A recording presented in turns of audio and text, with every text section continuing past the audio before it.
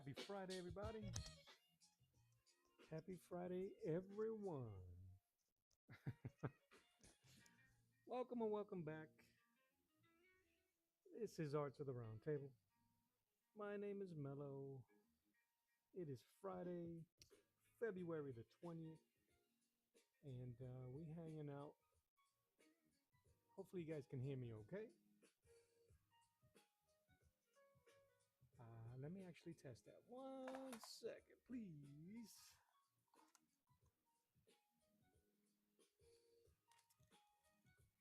We hanging out. We're going to do some inking today. In the meantime, let's see.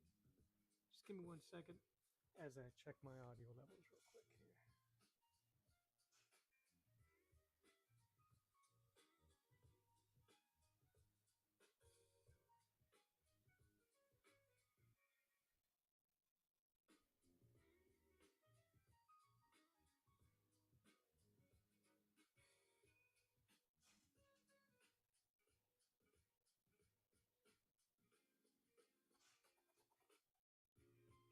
Sounds low, doesn't it?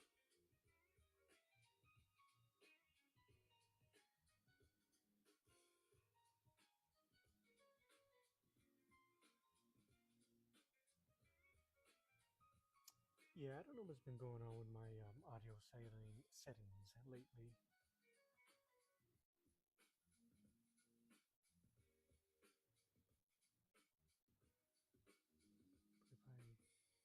If I raise this,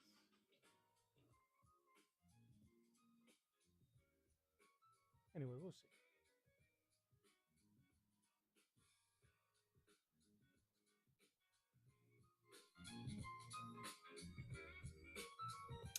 I might have to just do some testing, but we shall see. Anyway, let's just get to it. Hopefully, you guys can hear me. If not, we'll have a chill day anyway. Some tunes in the background.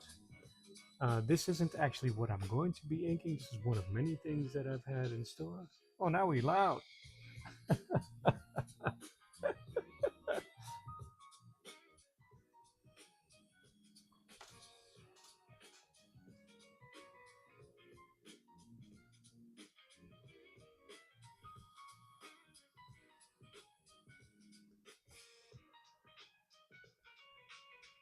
All right. I think we sound good. So hopefully it's not too it's too jarring. Anyway, I say we get to it. These are a couple of things. I was for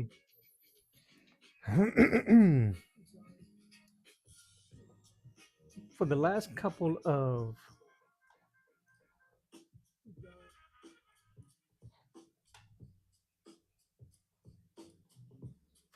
of weeks, I've been doing a lot of drawing.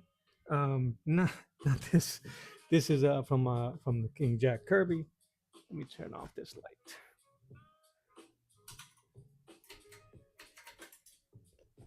And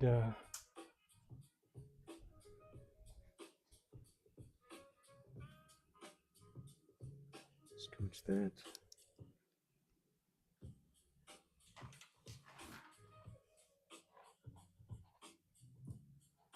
So anyway, I've been doing a lot of drawings and not anything else. I haven't been doing any inking, very little inking and painting. So to this, for the next couple of days and weeks, I want to start prepping stuff to ink. This is one of my drawings.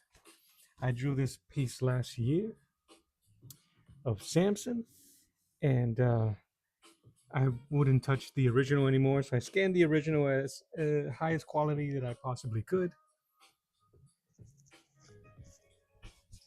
and blue lined it in Photo P uh, and printed it on smooth Bristol board.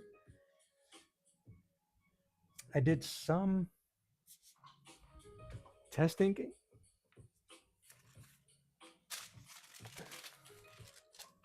On some scrap. I was having a lot of trouble trying to get the size correct. So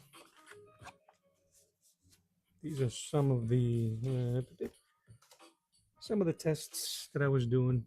This is using the Pentel brush, which I find to be what I'm most comfortable with. So I just love the way those lines come out. And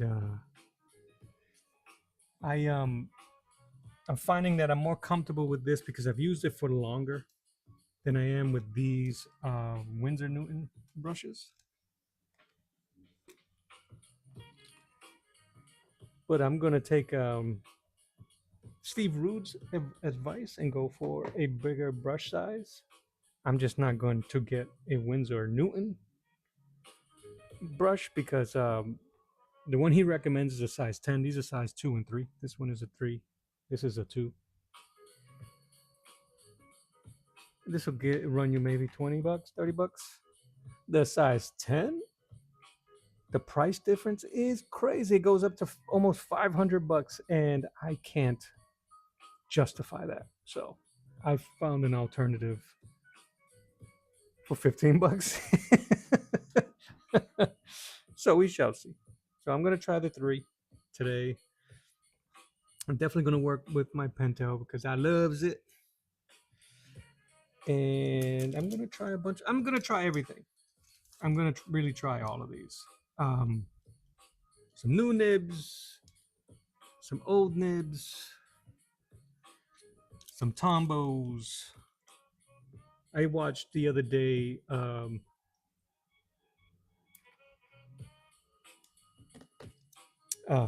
Chuck Gibson do inking of Spider-Man over Brett Booth pencils, blue line pencils, and it came out amazing. So, 1 second, let me hear. Grieve Enterprise says, first of all, how you doing, Grieve? I hope you're doing all right. Happy Friday. And you ask, so you like the Pentel brush over the gray body, waterproof one. I've used the gray one with Copics and stuff. This is a misnomer. This is an old chamber. I don't, I let it run out and then I just added my own India ink to it. But I got several of these. These are actually really good, these Pentels. Pow. And I got several of them because of the sizes. But at this point, I don't even bother with the refill. Sorry, I don't even bother with the refill chambers anymore. This one's brand new. What I've done is I'll show you. And you probably know already how to do this, but just in case anybody else is out there that isn't aware, if you have one of these style, this is an older one here. You can just remove the chamber or the refill chamber. Give me a second. I'm going to show you guys. Is that it? That and that. I think that's what Grieve is referring to. So, and the refills. Oh, I have a bunch of these that I kept. I'm not going to throw them away. I will use them eventually because the way my art style is and my process when it comes to painting over my inks, it really doesn't matter too much what type of waterproof. If the ink is, let me scooch over. If the ink is waterproof or not. This one wasn't. This is that non-waterproof, the original ink that was in here. So I just pop. There's a, you can't see it in here because it's all dark and black. But there's a piece there you can pop off, remove the inner chamber. There's an inner chamber where the sponge is that sucks all the ink out, and you can refill the reservoir, which I do with. That's a mix of Bombay black ink and some Japanese Sakura ink, and I use this my syringe here. I won't mess with it because I just refilled it. So that's it. That's all I do. This one has been this particular one here. I've been getting really good results with that size brush. I just recently inked. I'll show you what I recently inked. I'm not trying to go on a tangent or anything, but I feel that if you ask, I might as well show.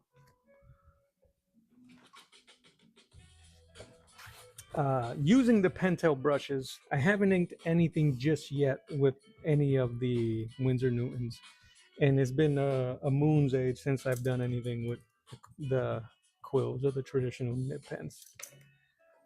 But this is using the Pentel brush pens. Let me clear up my area. Uh, and this is regular Bristol board paper. This is actually I was gonna say vellum texture. So it has a little tooth. I have a bunch of rolls of these, so I wanted to try, not rolls, pads of it. Anyway, and the reason why it doesn't really matter when it comes to painting, which I will later, is because I spray this with fixative and I use clear gesso, and that gives it more toot and it protects the inks. So spraying it and then applying the gesso, and it's nothing special. Fixative, you could either use a fixative or even the spray varnish, the Krylon varnish, which I've used before. I've used them both. The fixative seems to be what I've used the most. And I don't have any gesso in the house, but I do have gesso outside in my garage, and that's where I do all the other applications. And I'll just paint over it. And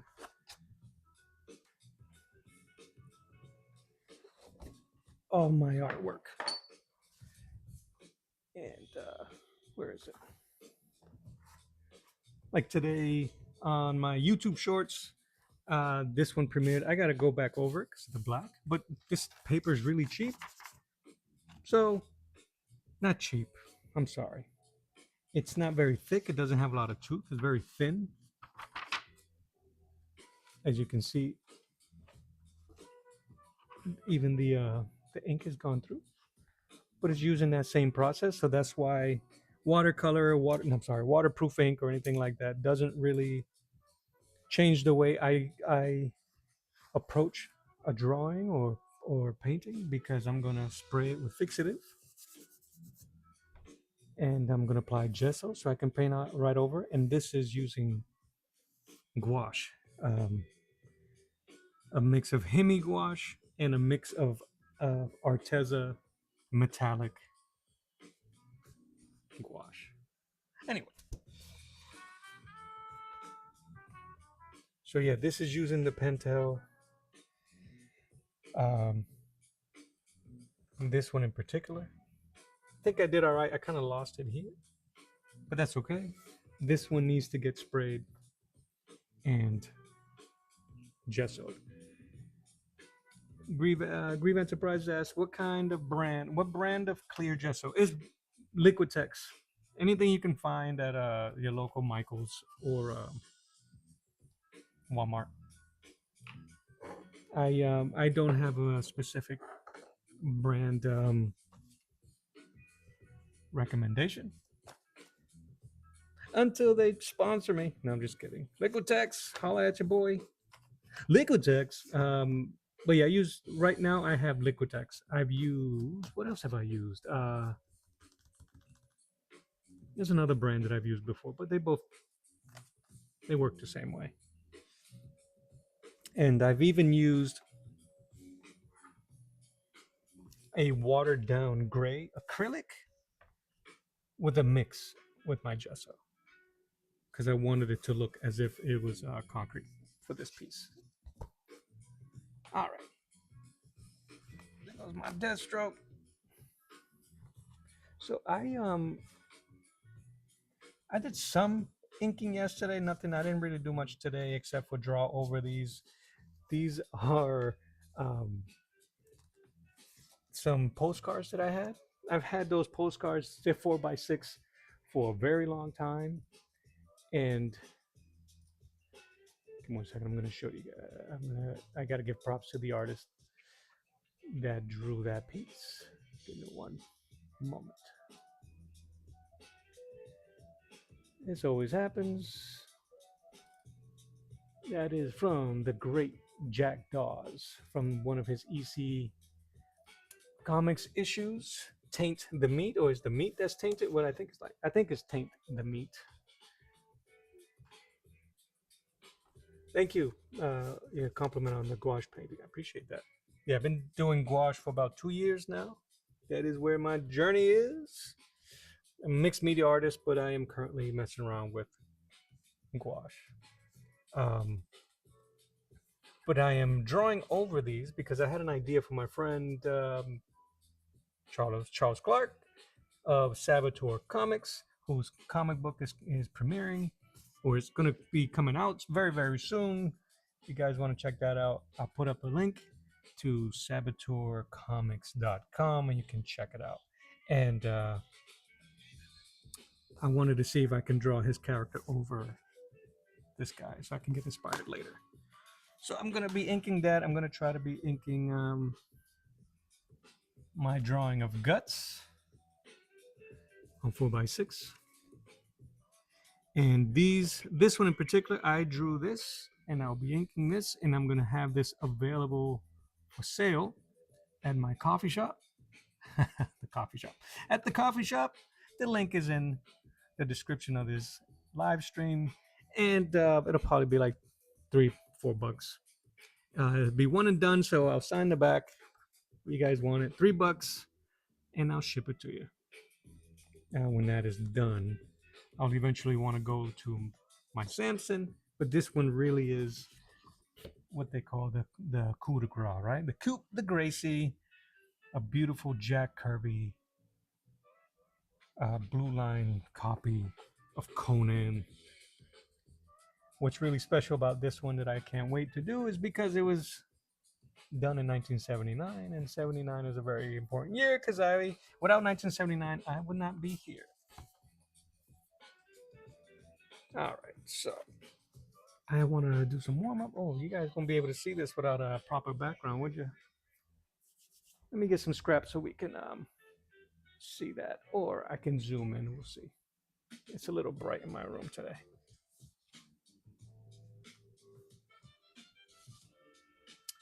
I could probably zoom in the cameras. Give me a second. I'll zoom in just so we can work on these today. And I'm going to mix it up. I am going to use the acrylic. These are the parallel or the calligraphy pen nibs. You get a nice sharp straight line. He doesn't have much tech on him, so it'll probably just be for the sword. I honestly prefer to do all my inking with the brushes or maybe the Tombow markers. These pens have too much of a sharp, tight line, so we're gonna keep this up. And let's do this one. Let's do Tommy's first. And again, I'm just this is the original image of the. He wasn't the Crypt Keeper, but he was basically that character in the EC Comics Tales Horror Vault, I think. And he would introduce the story. So all I'm doing is superimposing some of my own drawing lines. Yes, but I'm just messing around. So it's allowed, guys. It's allowed. I'm not selling this or anything. I'm just practicing anyway. So you can do whatever you want with your art when you're practicing. I gotta shut my shades because it's too bright in here.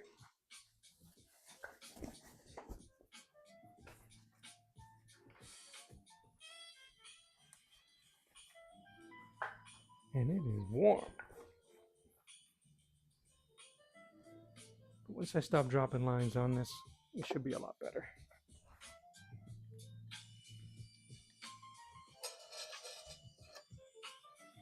I'm gonna grab one of these as my scrap. I don't think I'll need it, but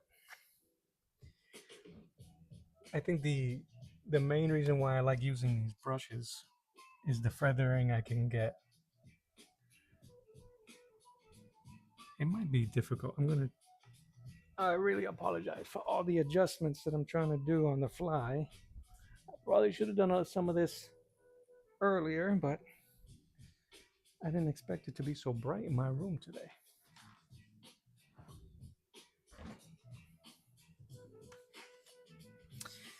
So let's go. And what I really love about the brushes is just the amount of variety you can get with one, and it just looks really good. This paper isn't Bristol. I don't know what type of cheap paper this is, cardstock, but I should be able to still do some good brush work here. And let us begin, because I know you guys are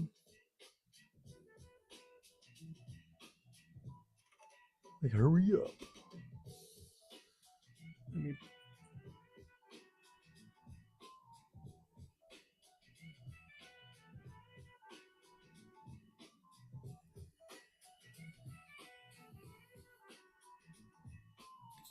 the one thing that I don't do, which I'm trying to learn to do, I'm more is to build the line. Right now, what I end up tending to do with my inking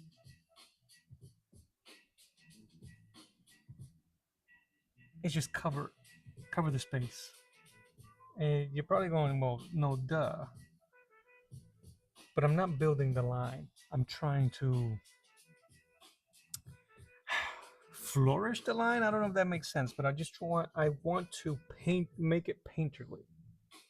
I'm not trying to build it. I'm trying to bring it out. I don't know if that makes sense. So please forgive me.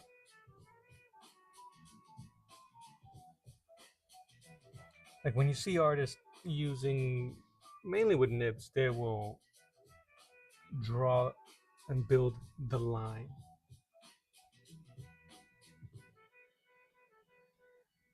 My ink is a little dry here. I just refilled it, so I might have to zoom in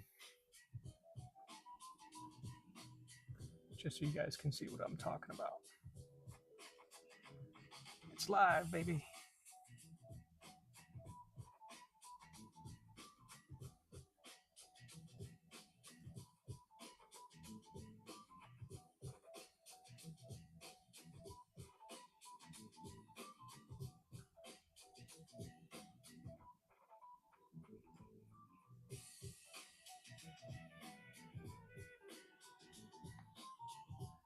The Buck. What's up, man? Buck Crew. I appreciate you swinging through, man. I wish you all the success, bro. I see you working, man. I see you on that grind.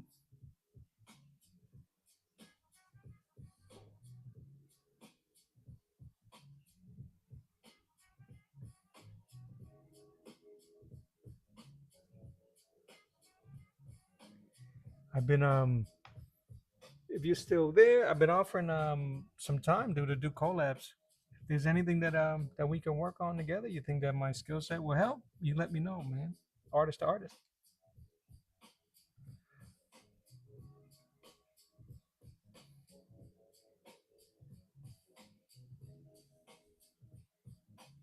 So I'll put a pin, bro.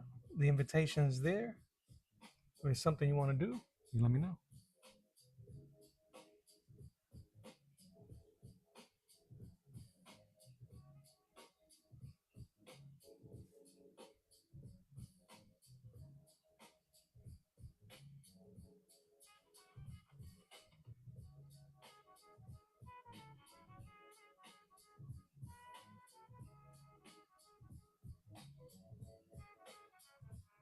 Oh, thank you.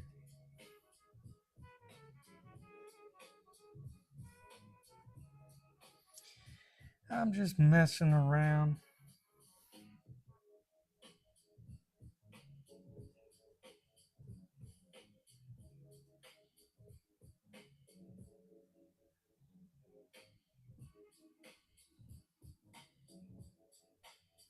Yeah, absolutely, Buck. I'm serious. It'd be really cool to do. Um, but yeah, like I said, we'll put a pin on it and we'll keep the invitations open. Uh, if you prefer, if you have an IG account, throw it up there. I'll follow you and I'll send you a DM through there, or you can my email is right there on the screen, right here, and we'll go to town.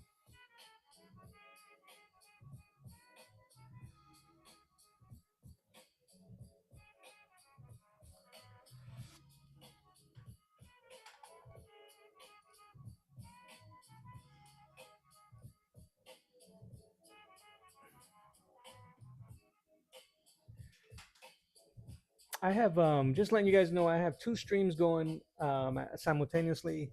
It's the same stream, but one is on horizontal, and one of them is on a vertical stream. So I'll be bouncing back and forth with comments and chats. So Netro Nexo, first of all, how you doing? Happy Friday. I hope you're doing good. This character, who am I? And he asked, who am I inking? Well, the original image that I'm drawing, that I'm inking over, is there was a series of comics in the 60s from EC Comics, and they have all the Tales from the Crypt or horror comics like that. And this character, that's what he originally looks like. He was the narrator. He would introduce the story, and he would be the one that would break the fourth wall and communicate with the reader. So what I'm doing is I'm drawing over. I'm using different lines, drawing over to practice my inking. But the person that I'm drawing over is a character by the name of Tommy, created by indie creator Saboteur Comics, and he's a bit darker, kind of like serial killer Buffalo Bill type of character.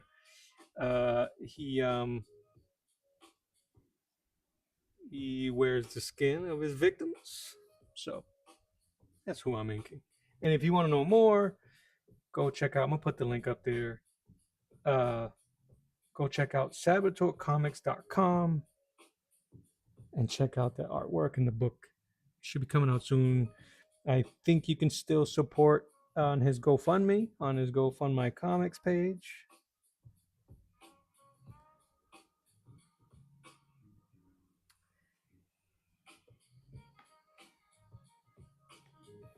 Yeah, Buck. He was kind of like each one of those books from EC Comics, a horror, the Vault. They would have either a hag, a witch-looking lady, the crypt keeper, or grave digger, and this dude, he kind of had the same style. So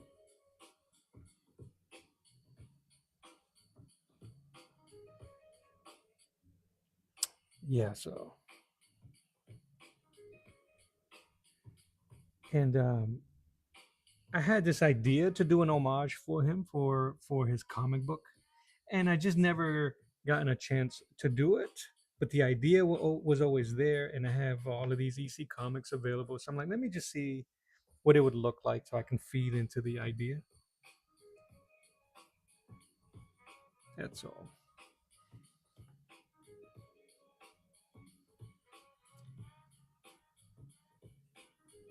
So that's this version, and then on the other side, you probably won't be able to see much of my pencils. I did the same thing. So this is the full image of this. These are scrap papers that I had laying around. So that's the.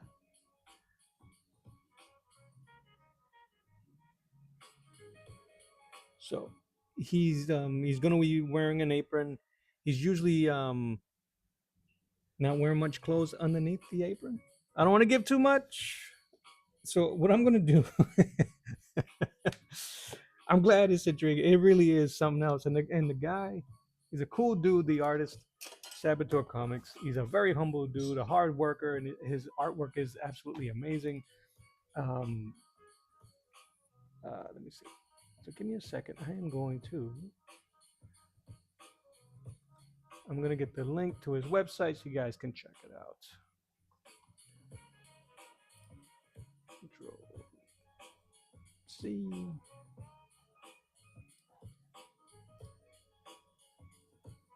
That's him right there. That's his stuff right there. You should be able to check out the link. I don't know. Oh yeah, I'll even put up the link to his fund.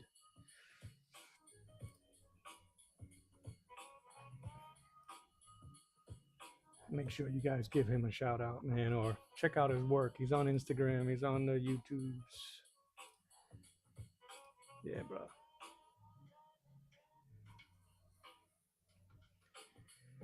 And Buck as well. Buck, I'm gonna put yours up there as well, man. Buck.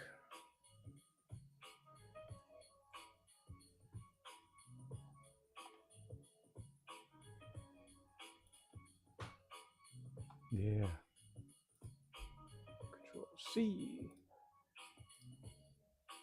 And check out Buck Crew. Some Chicago wear, some streetwear. Very cool design. Get up in there. Buck, if you want as well, if you want to put in some links in there, it may not let you, but I'll copy and paste it and my links will go live for you. Um, I'm not sure. It's there are similarities. Buck acts as if the character was inspired by a Texas Chainsaw. Um, the character is original, so the character or the setting might be inspired from that. But the guy that wrote this, he does a ton of research. So, all right. See, I might go with the smaller brush. All right. So, see, I'm more of a throw your line type of dude when it comes to inking. So let's see. Meaning,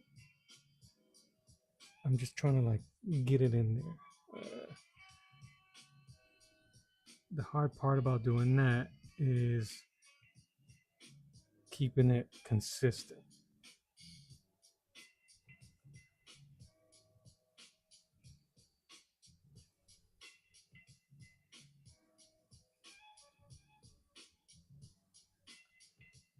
which I tend to struggle.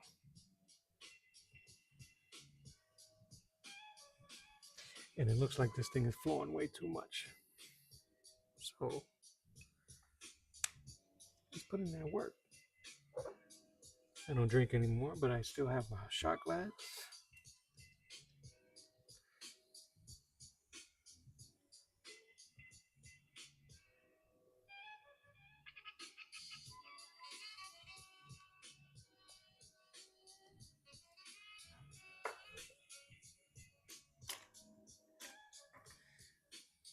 This is my number 3, Windsor Newton.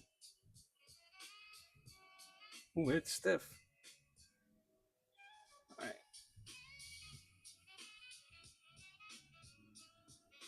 The point that these come to is so pretty. All right.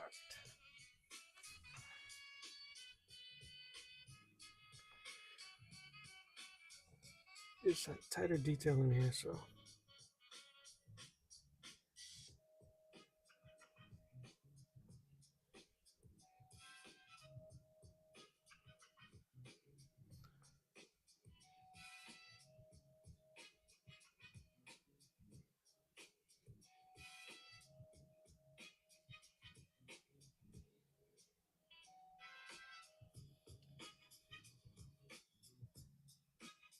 Definitely the movie came first, I believe.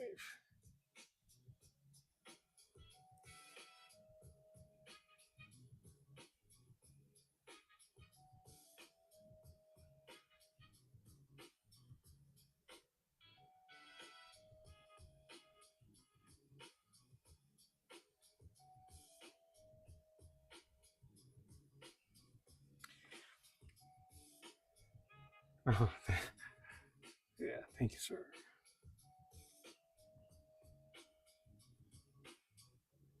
It's so delicate. There's so much weight in this brush pen as opposed to this. So, because I've been using the brush pens for so long, it feels this thing feels super light in my hand.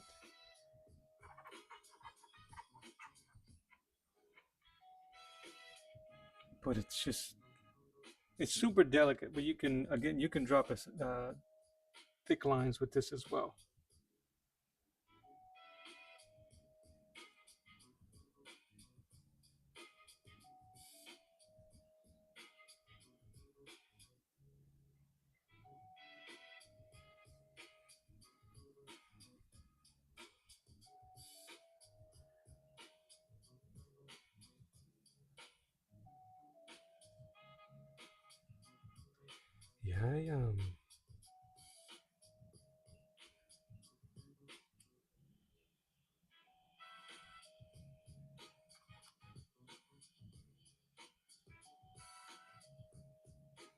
Yeah, the hardest part is trying to give the impression that he's wearing a mask.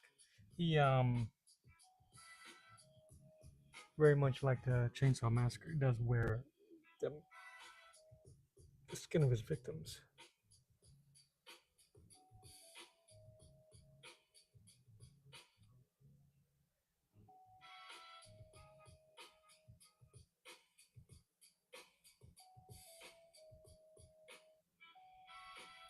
I feel like this again. It feels so delicate.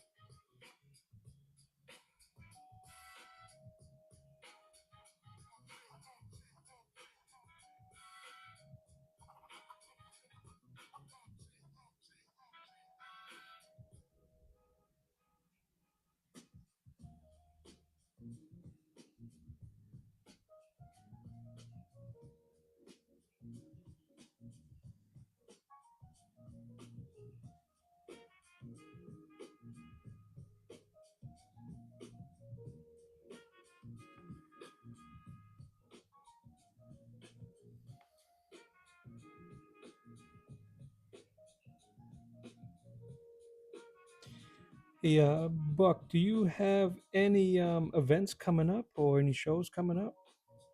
Um, I'm in I'm in Florida, so I don't know. But anyway, YouTube is worldwide, so.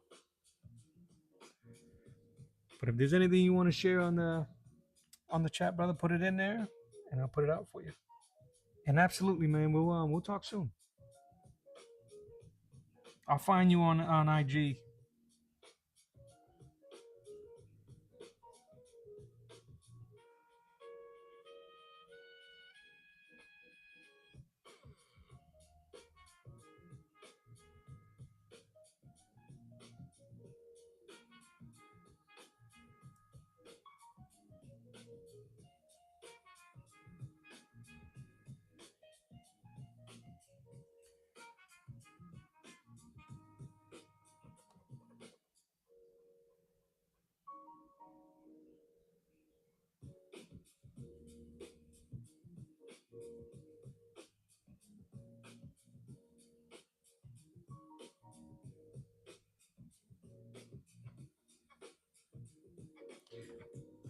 I'm gonna use the bigger brush later to cover this stuff here.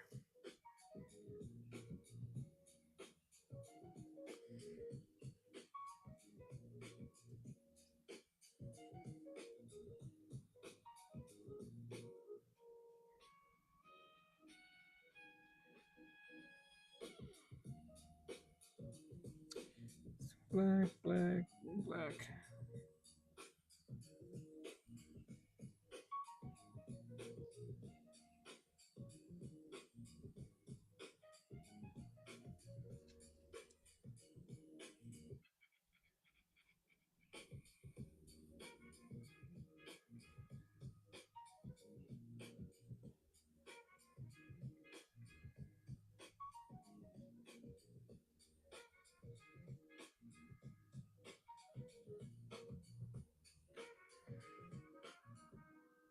Yeah, man. Yeah, man. Uh, I haven't done anything substantial for like a week now, and except for edit videos and upload them and get them scheduled to come out. So I guess that's something.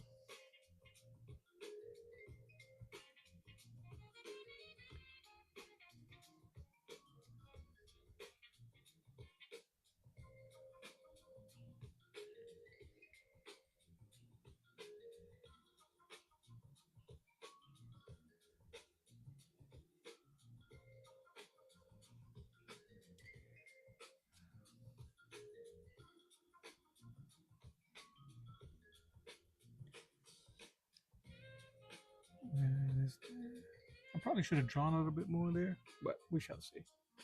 I think it looks alright. Rick Bulow, how are you, sir? Happy Friday.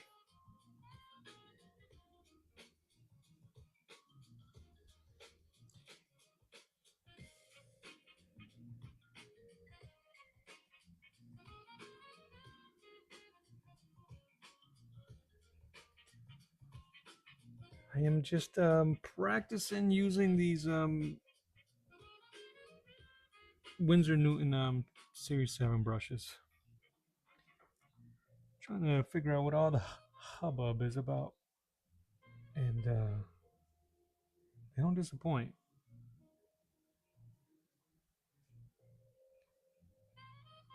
I still got a lot to learn when it comes to inking and throwing lines, but I might just be overthinking it as I usually do. Um, yeah.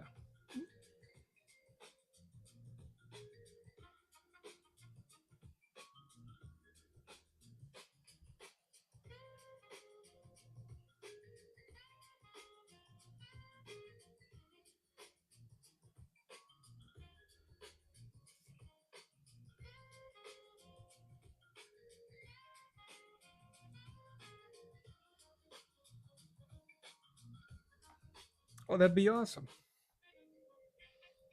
That would be awesome.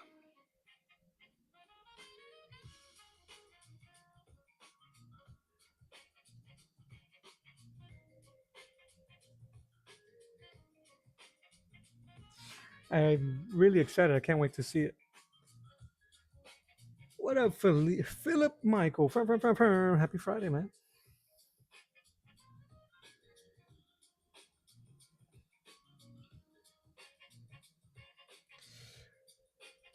But Rick, I haven't done much to the drawing since I've had it. Let me see. I'll show you.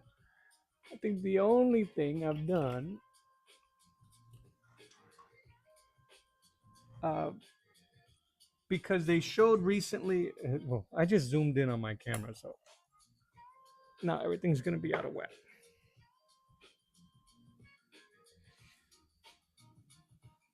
I don't know where all this ink is coming from, but I'll just show the arm. They showed Fisto's arm uh, from a still shot.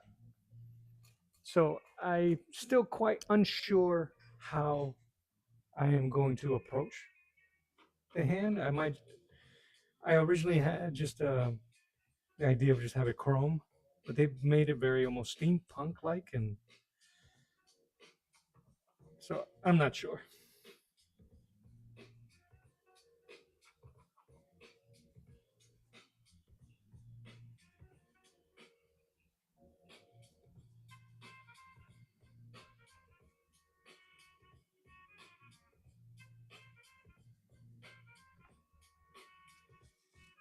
But how are you guys doing on this Friday?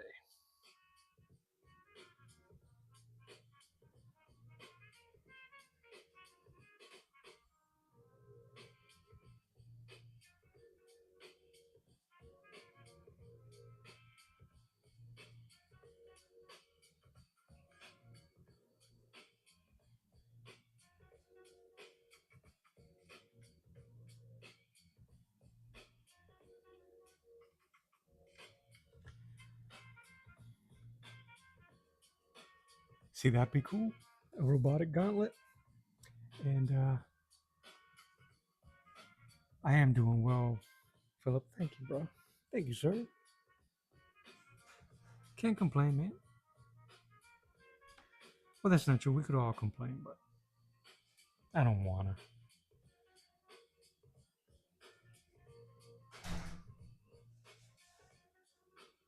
Thank you, love.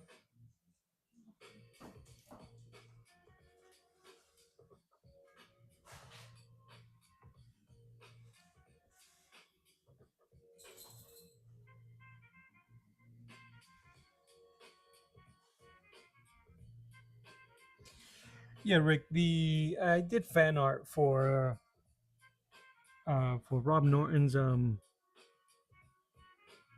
was more for him as for him, but it was based on his interpretation of the Fisto character, and his version had a chrome metallic gauntlet. So I kept it that way because I think it looked pretty cool. And it's always cool to try to draw that and render it when I painted it. See now, so I wanted to try something different with our collaboration.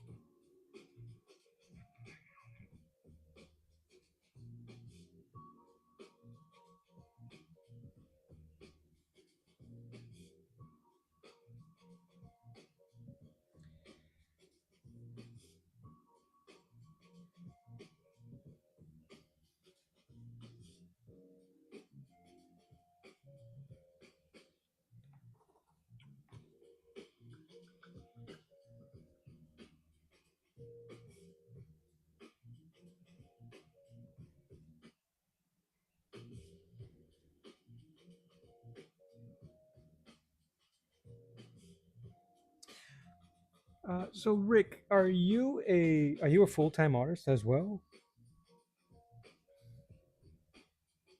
or do you have you don't have to get personal with your stuff, but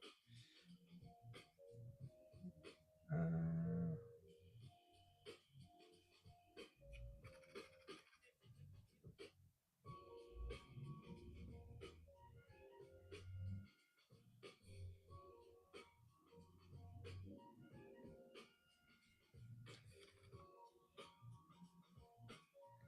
all right, clean this brush.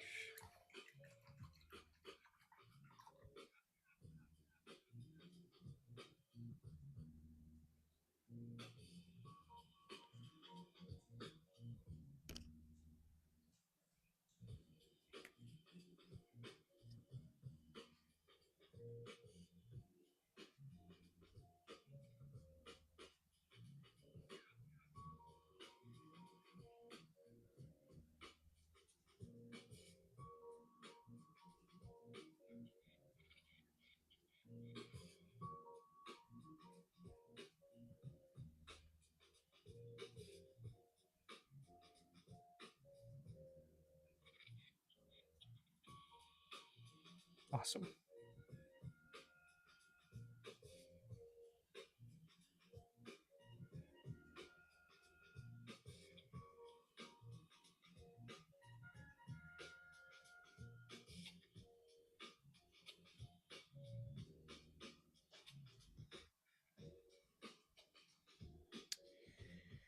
All right, so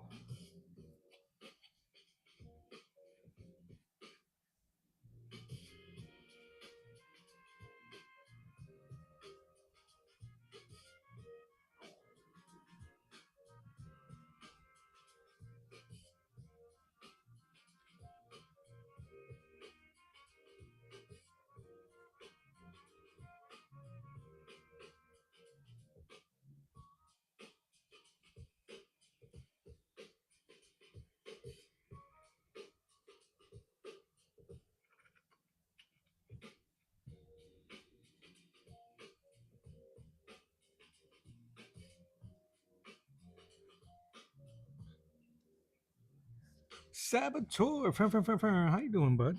I am.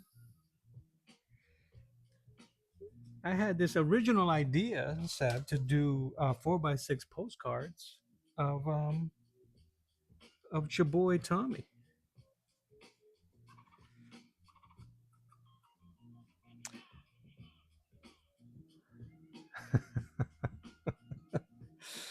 That's all. And yeah, man, little inking.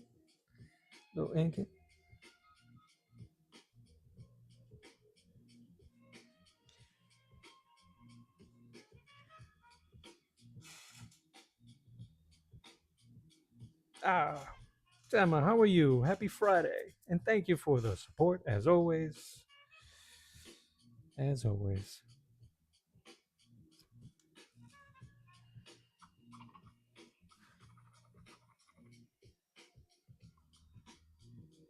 Oh, thank you.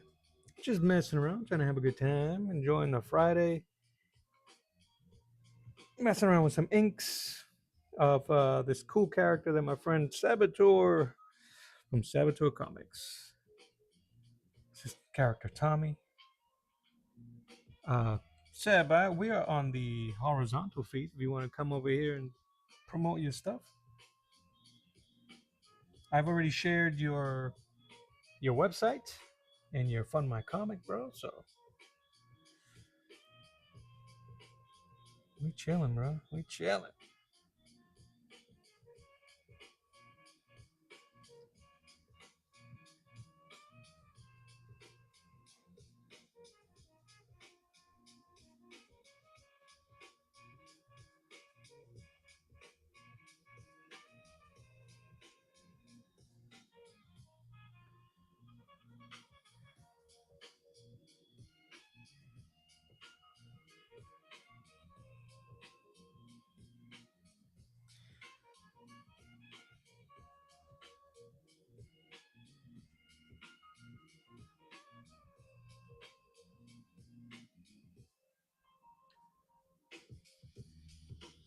I put the Seb. I put the link to the.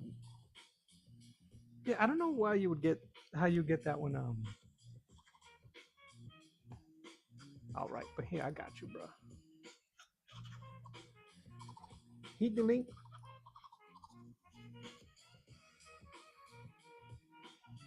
Uh, Tema, did you enjoy the live stream experience?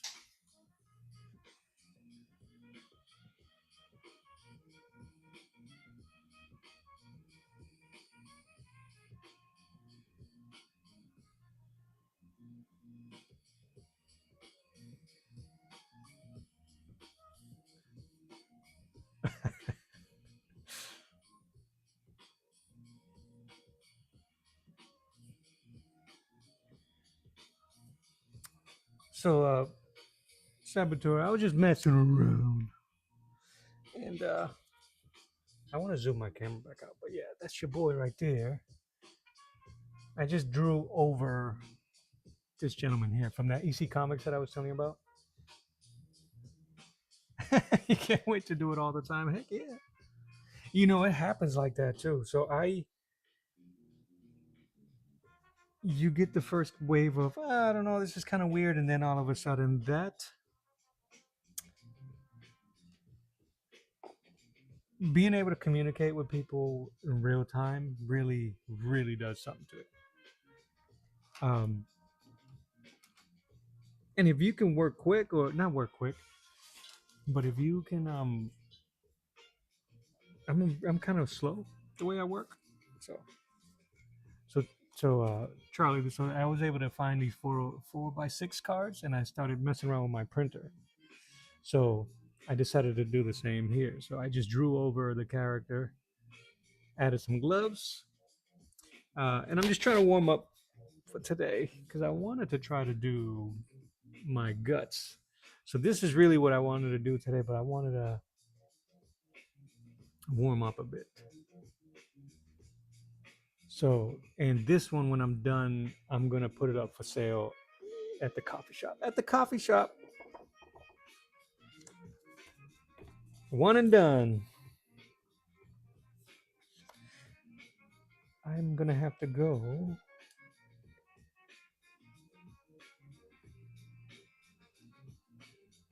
Let's see if we can test these brushes to get some thin lines here.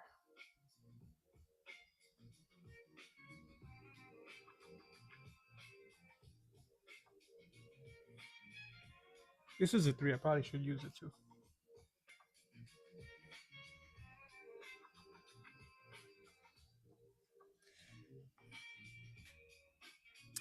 Oh, that's gonna be really tight.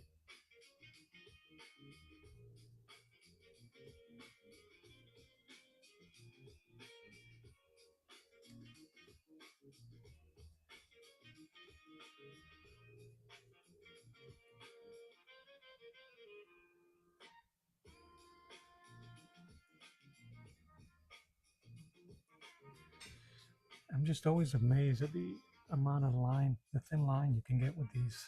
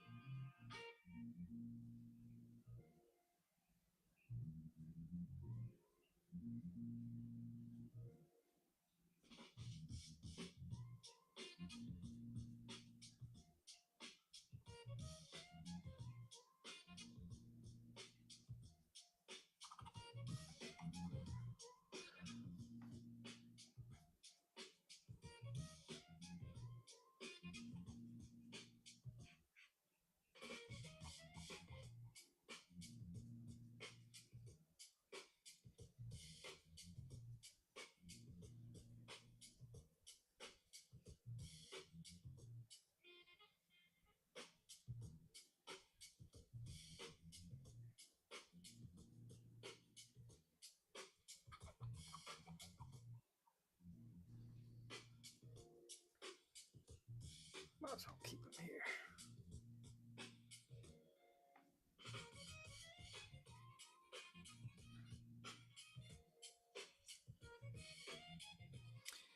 And I think I just received some smaller stock cards.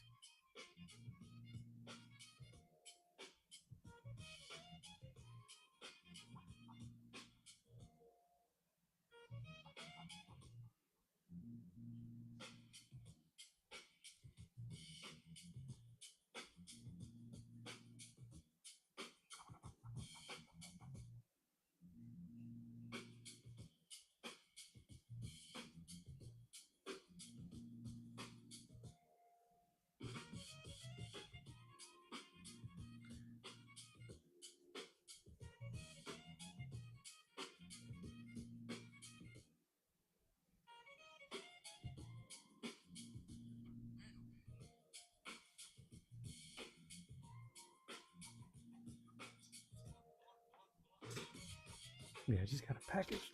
About to check it out in a second.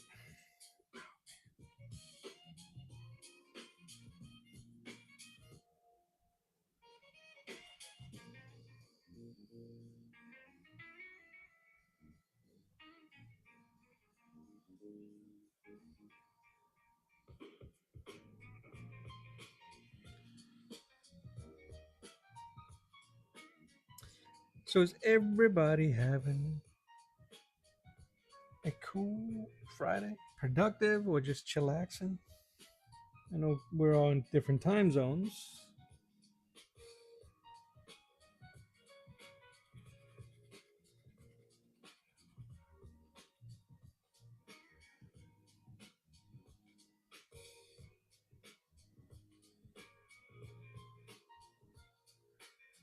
Wow. So I gotta learn how to draw intestines.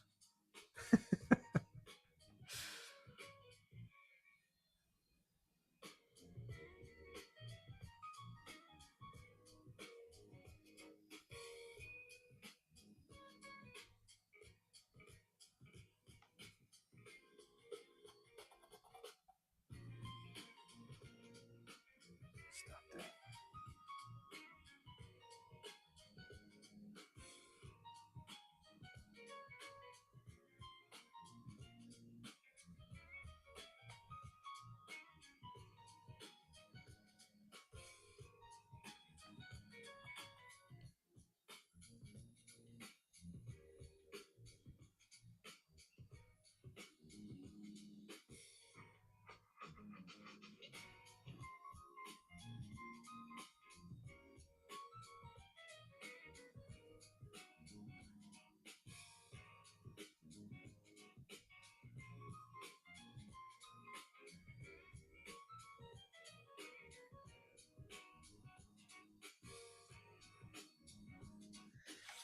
Jeez, the lines I could throw.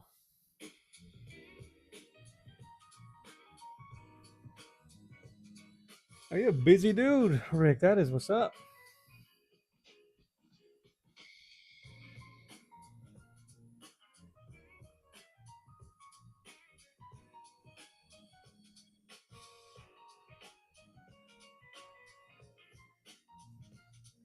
And you are an art tutor, correct?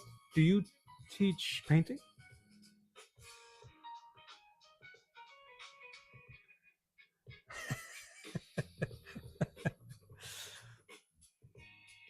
Savage Dragon Archives.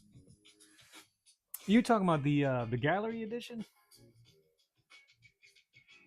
the Vault edition?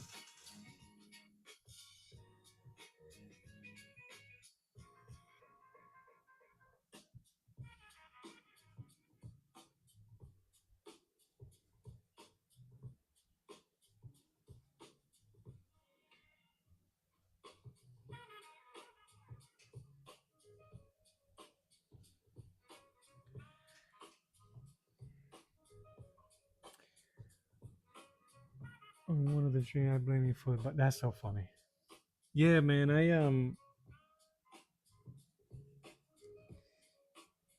have so many of those archives or like artist editions in my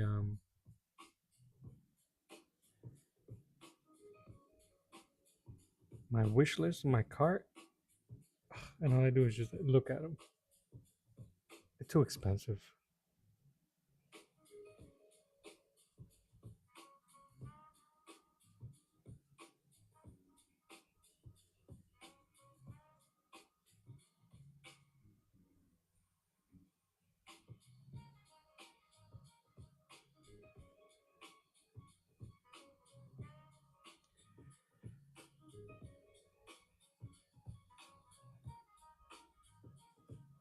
That's awesome.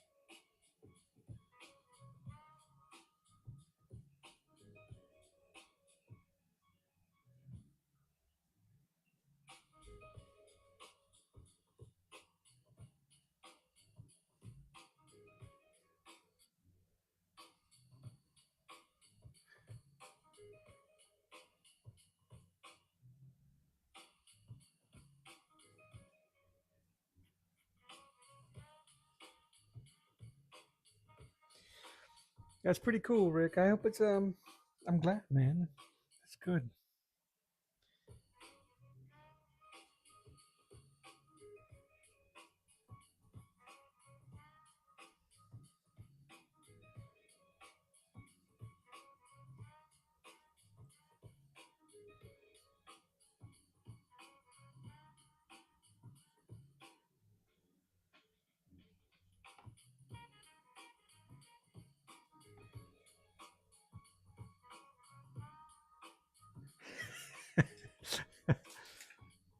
You mean these small plastic T squares? Smaller than that?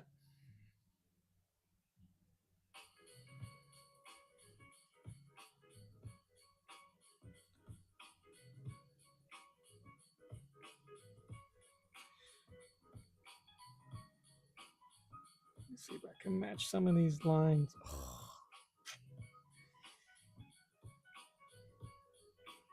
I think that's the trick when using brushes. Speed. I just love the way that came out. I mean, it's kind of silly, but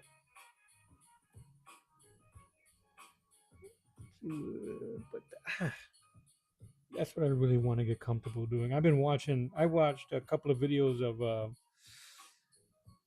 Mobius, Jean Girard go in, and the thing that gets me is the amount of confidence they have. Obviously, I'm watching when he was old, and he's been doing it for decades, but just how comfortable they are throwing their lines on the paper. It's like, oh man, that's really the my goal to get that confidence and just throw it, and wherever it lands is where it was intended to go. I overthink too much of the this part of the process. Mara Schultz, hello.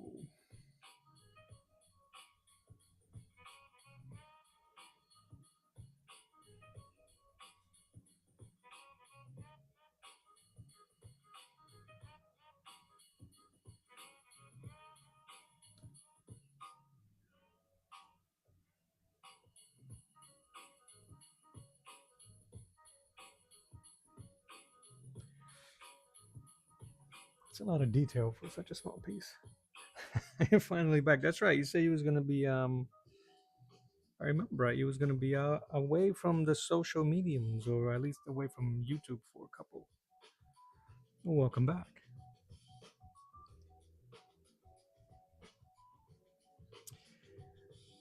So Mara, if you like, on my pinned comment is a link to the horizontal version of this same live stream, and there's some people there on the chat. If you want to hang out there, you are more than welcome.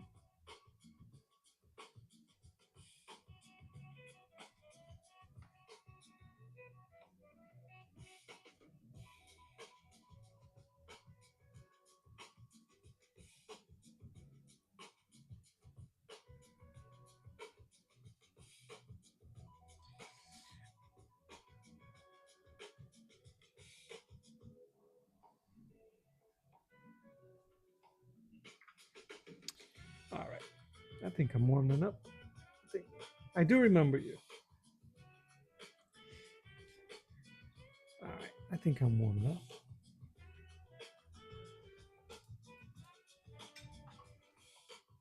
Let me see here. What can I work on? That's that. That's that. Hey Seb, check out the piece that I really wanted to try to mess with.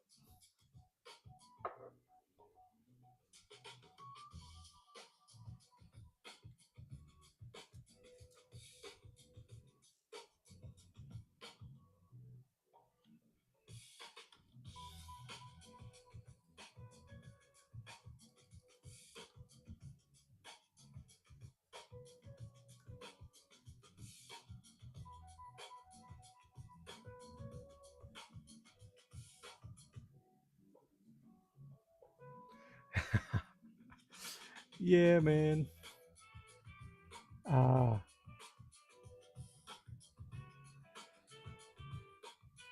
I have some.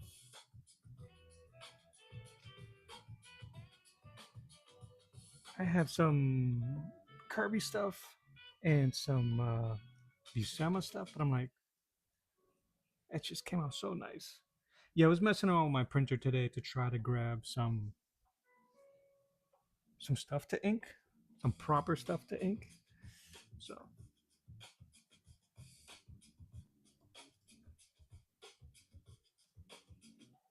I'm try to fix this.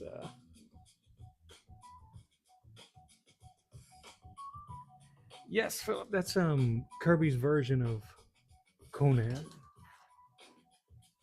And you know, man, they asked him to come back. This is when he went back to Marvel, and he had one request: stop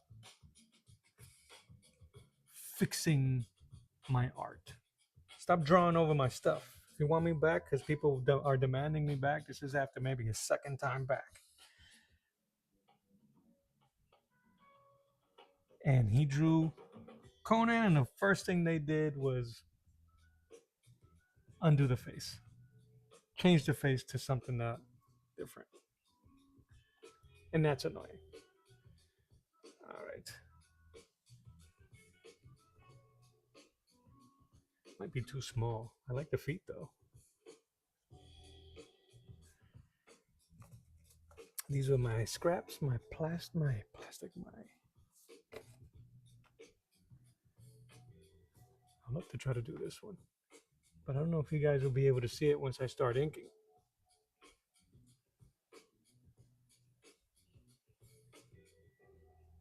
I'm gonna have to work on that.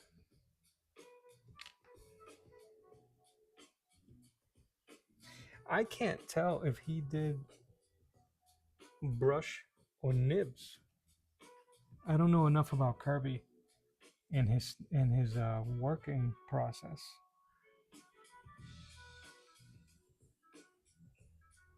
But yeah, I was just trying to mess around and grab some printouts. This was another. This was mine. This was the original idea for it. That's where all of these scrap pieces were coming from. All my failed attempts. That's my Samson there.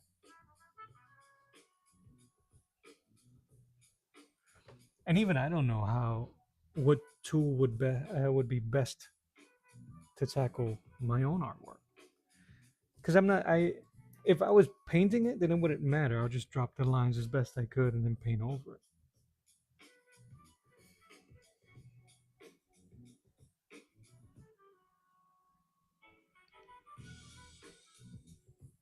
So I don't know.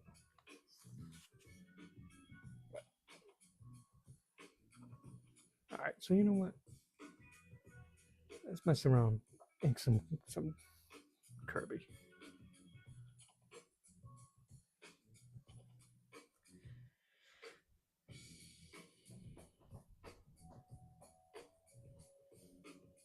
I think that'll be fun.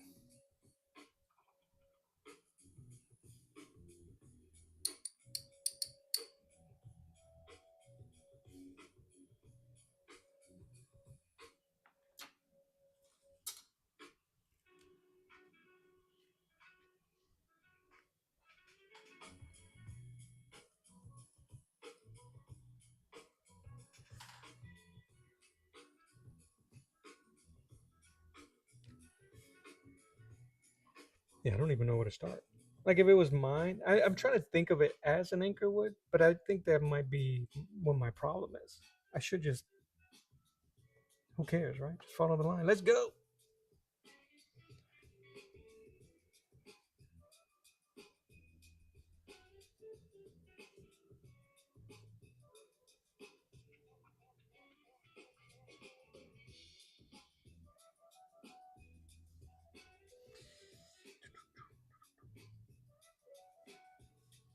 See if I can put a little spin on it.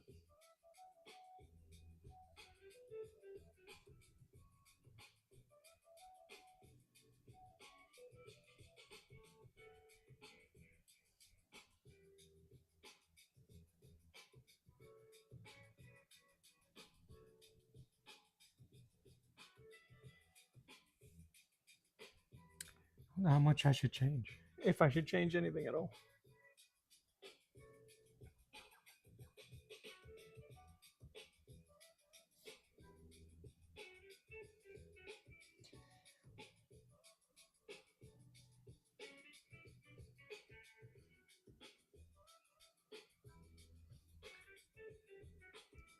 I just love the way the lines get thrown around.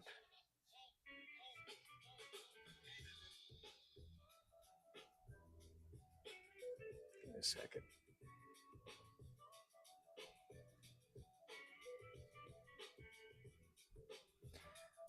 Oh, Philip, this is the. I think my hands are dirty, but this was the image. This is the collaboration Rick and I are working on. Fisto. It's an homage on Frank Miller's Wolverine cover, and Rick is gonna paint it, which I can't wait to see how that comes out. That's gonna be amazing looking. And I'm still kind of in the air what type of gauntlet I'm gonna give him, but I'm excited. We'll see what happens. Saboteur. This is my Windsor and Newton Series 7, number 3.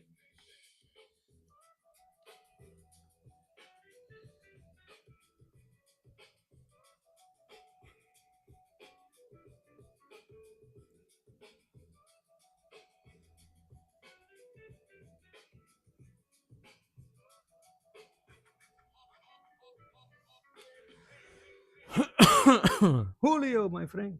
Julio Cesar Petrini. How are you, man?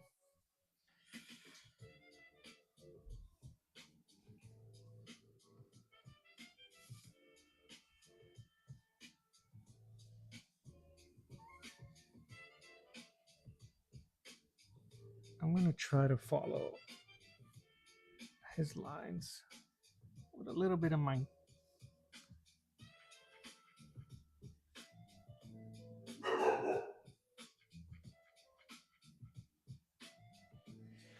We should, man. We need to check. This was the only day I had free this whole week. Um, my schedule really relies on my son's schedule.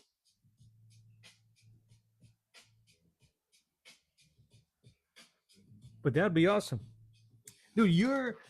I'm upset because I feel like I'm talking to Julio. Your Galadriel was dope, but it's an older picture. Yeah, my that was my dog. Um, and I just got the notification for it that day that I commented on it.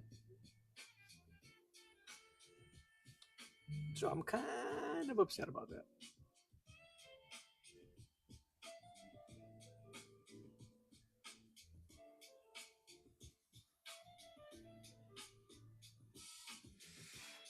Yeah, so um,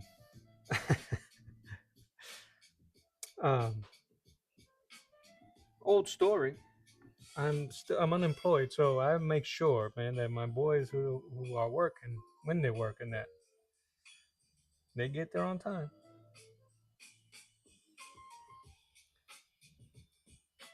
So,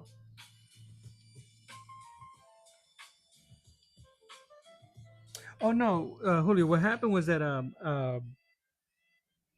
I didn't see when your video of Galadriel was published. I didn't get a notification for it. YouTube has been kind of funky that way.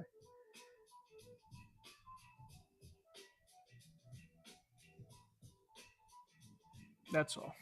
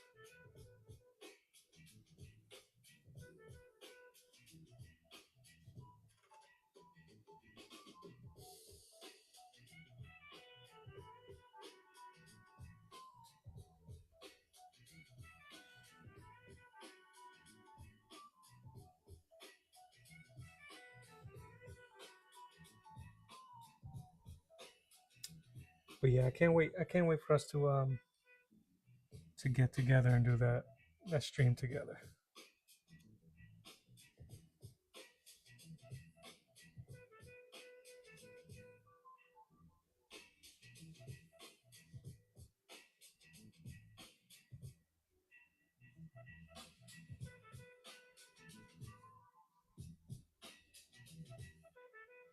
Ah, so okay, so I think that may have happened. So when I saw it, when I saw your video, thought it premiered, but then I saw that the date was for a later date. That makes sense.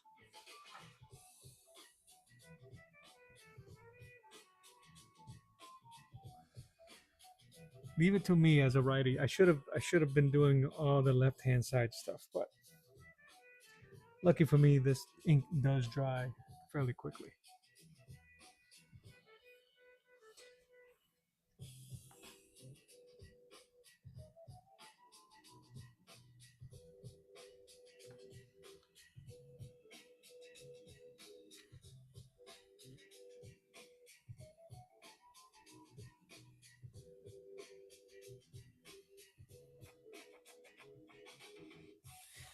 Like I always feel unsure, man,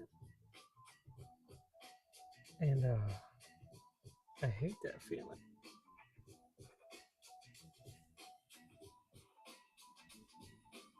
Like chuck the line.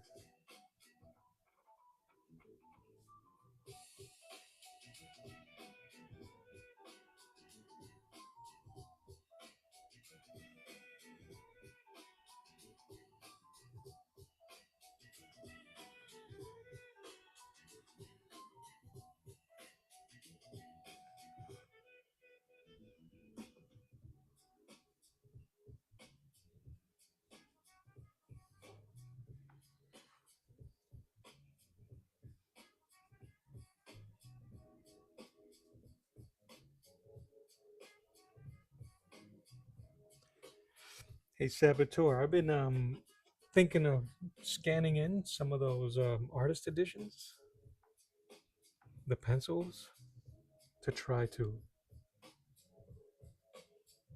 print them out and ink them. That'd be kind of cool.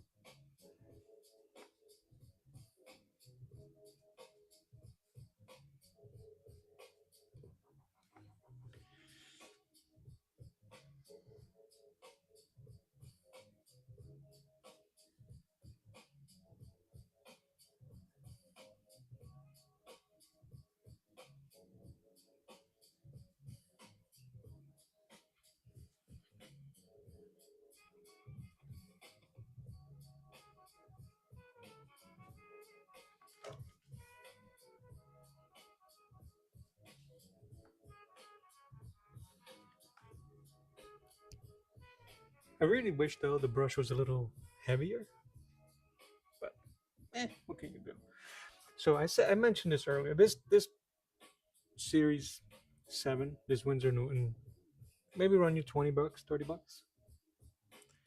This is a size 3, number 3. I looked at the other sizes, and the price jump is hard, real hard. Let me see.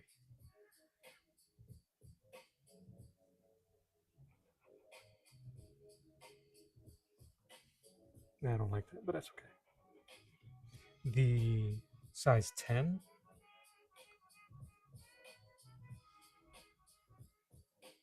almost $500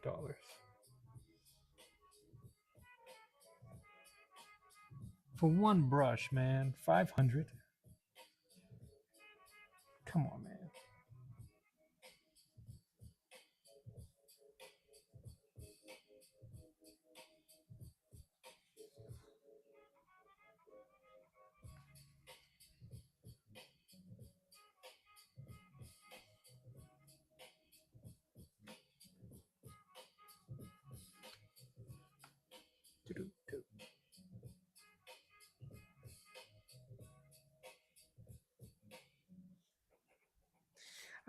I wonder if they used predominantly brushes back then.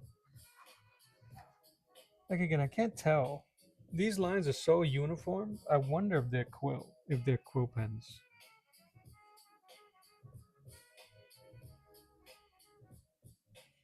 because they're just so square.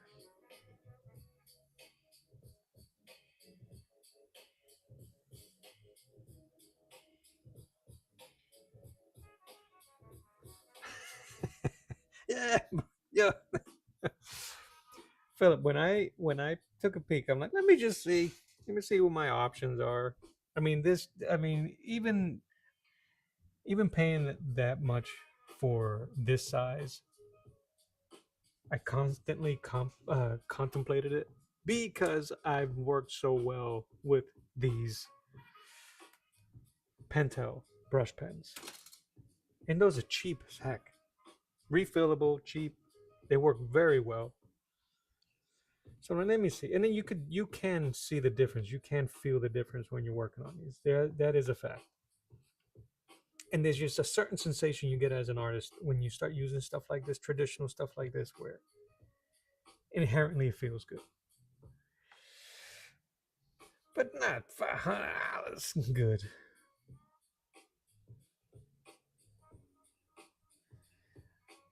The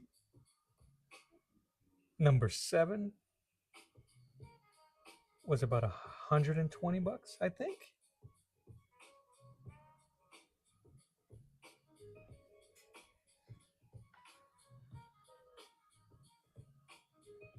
Nah, man, nah. You would bet money that they are quote. I think so, right? I think so. Like those lines. But some of these they have. Well, I gotta check. I gotta look.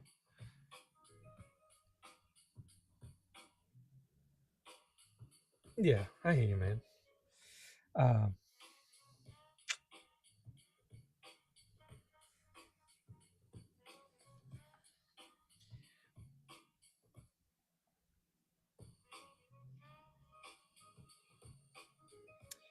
And then I started listening to artists talking about these brushes, and they got the nerve to be like, oh, not all brushes are made the same. They're not all equal. If you get a dud, just throw it away.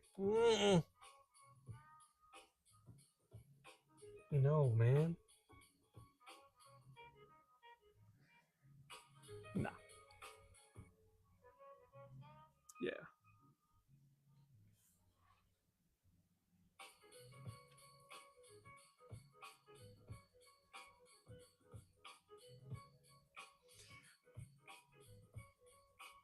I can't imagine how long it would take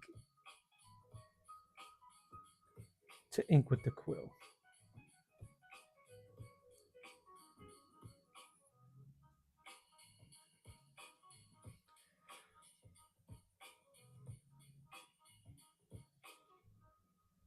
Like it's painstakingly.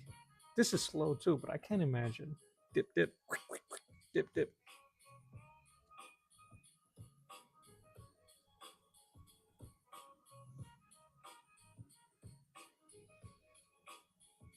Yeah, these right here, these lines on his elbow are so straight.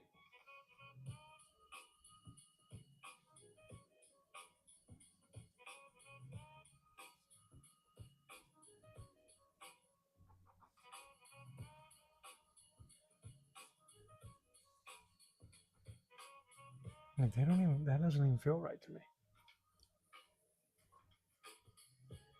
I don't know where this stuff is coming from. Like I'm not even using my left hand. I feel like I have a leaky brush somewhere. I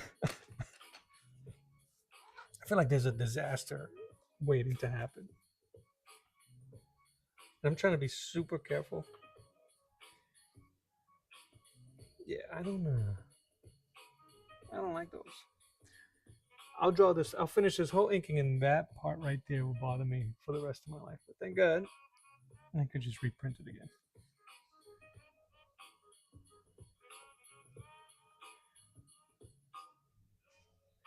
Plus, I'm working too slow.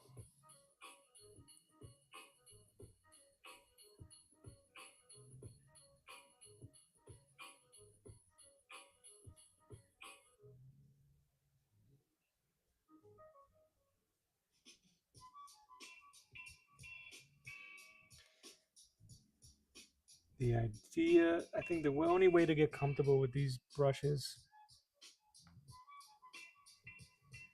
is to just throw the line, just work quick,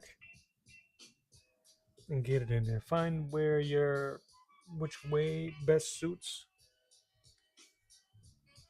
your style. Stop that. I kind of like to pull my lines, so I think it's because my shoulder's shot.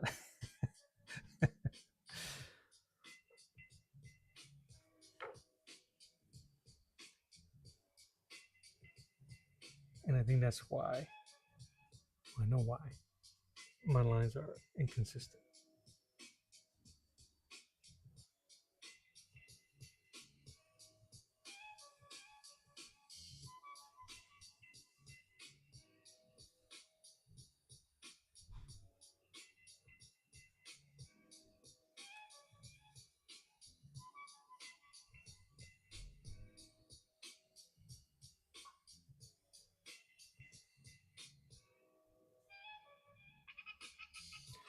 This makes for amazing practice, though.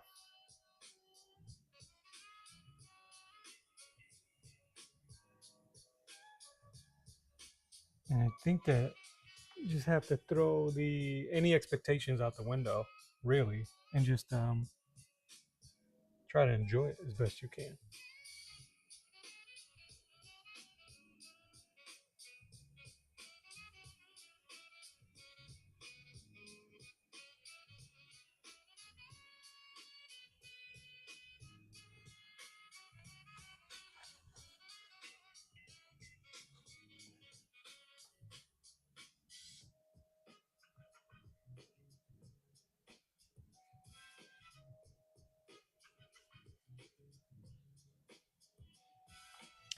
Also been looking at a lot of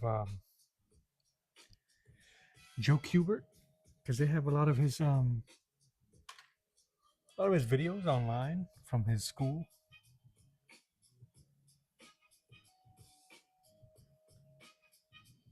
and the stuff that he can do with the quill and the brush.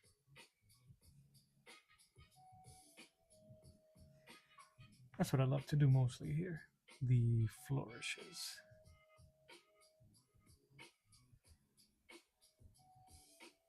Get some really nice organic lines. Squeezing the heck out of this brush though. And I hear that's wrong.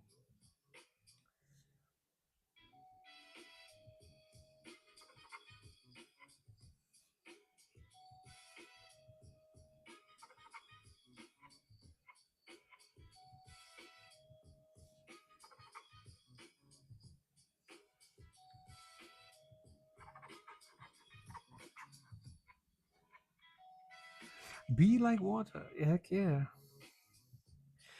It's funny you mentioned that. I had a Bruce Lee image uh, that I was gonna try to do a portrait of in my portrait only sketchbook.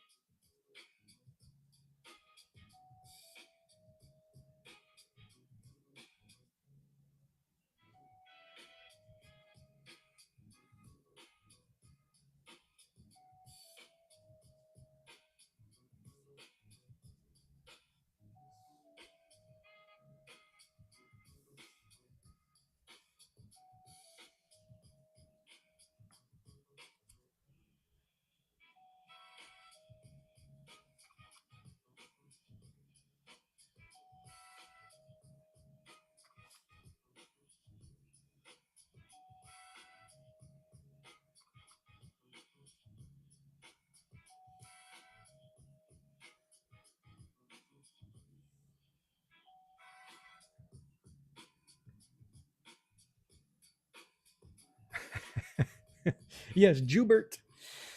Jubert is really good too. They really were ahead of their time. That class, man, of Hubert Kirby and then Buscema right after.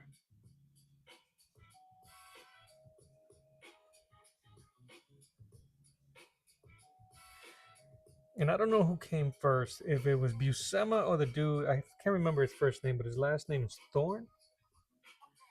He did a lot of Red Sonja. He may be known more for Red Sonja. Their art style was very similar. They drew women very similarly.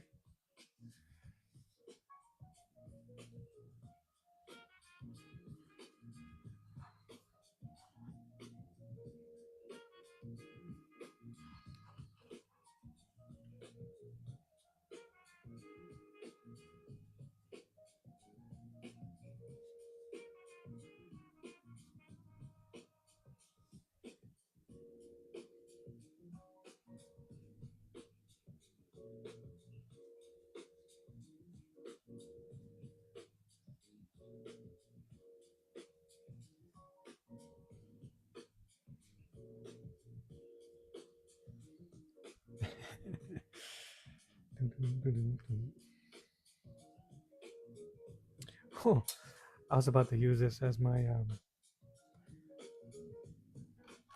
scrap paper.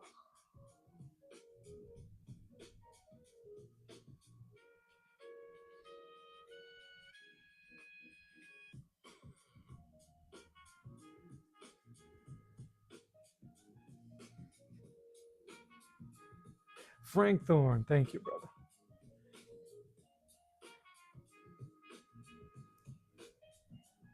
I have some of his Red Sonja, the art of, on digital.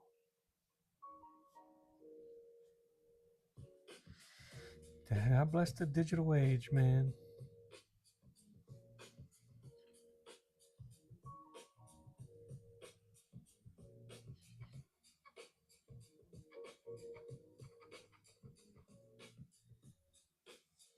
All right, let me see if I can do this line here.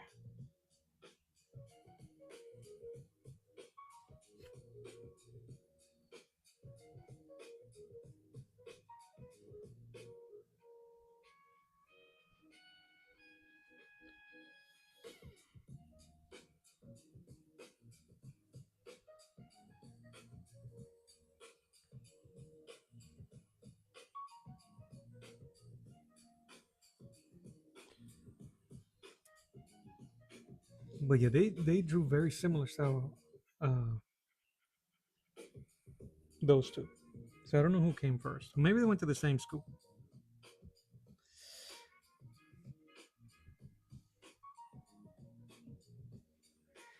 A lot of them came from romance novels.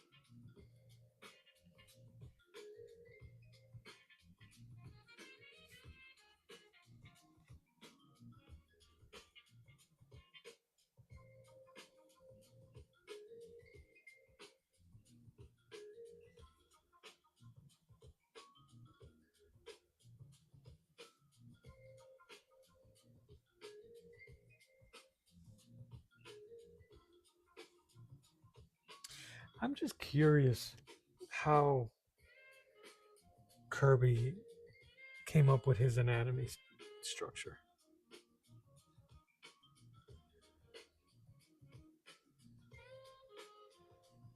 It really is pretty good, but it's so unique.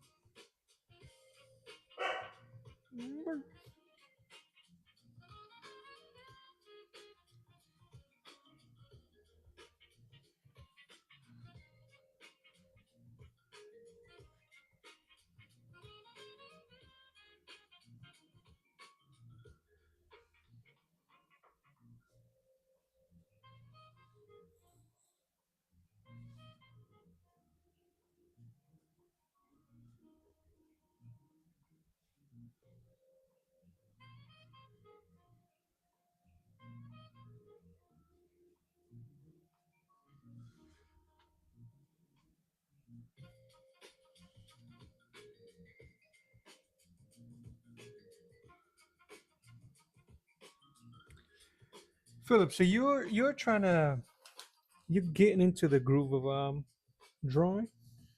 Is there anybody that you are following and studying at the moment, or just looking at their work and analyzing?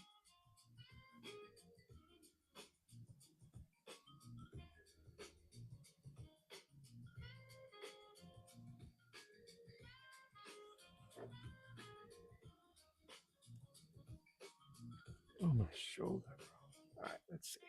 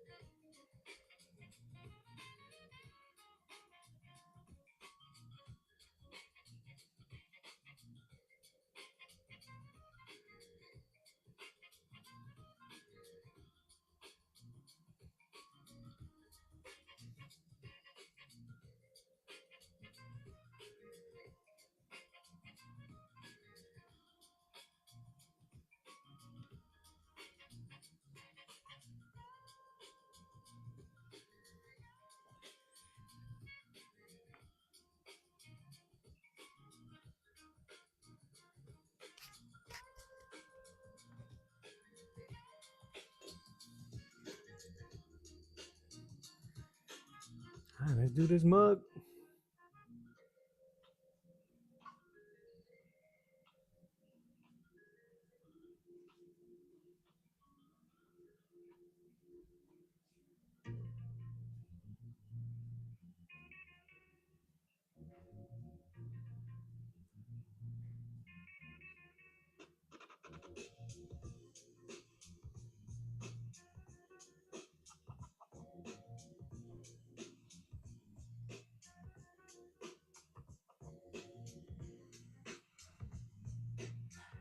The fundamentals, yeah, man.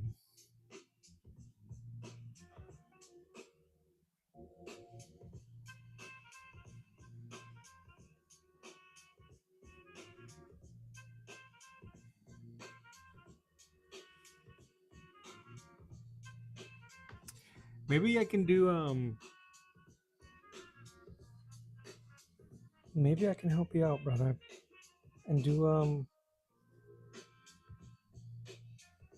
like break down certain like faces, arms, and forms like that. Interesting. His eye disappeared.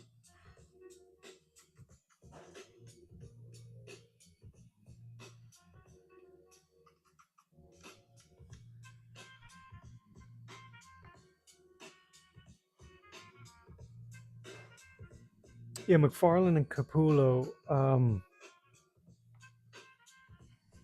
Yeah, they're awesome. Capullo has just evolved so much. So I don't know if that's part of his face or his hair. I know that's his hair. I'm gonna I'm gonna make that his face. Absolutely, man. DM me whatever you like, and we'll figure something out, brother. I'm gonna make that his face.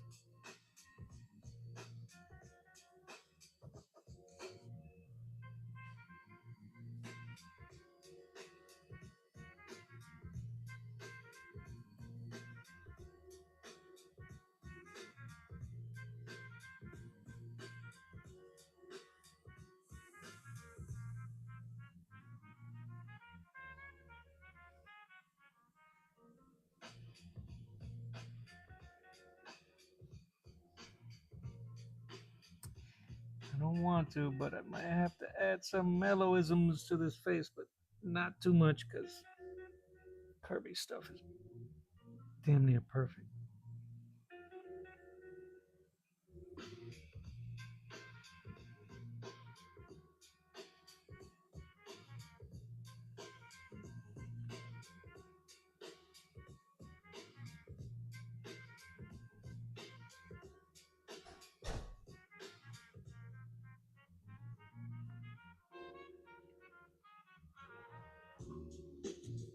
Absolutely, man. I hope you have a good day. Happy Friday. Have a fantastic weekend, also.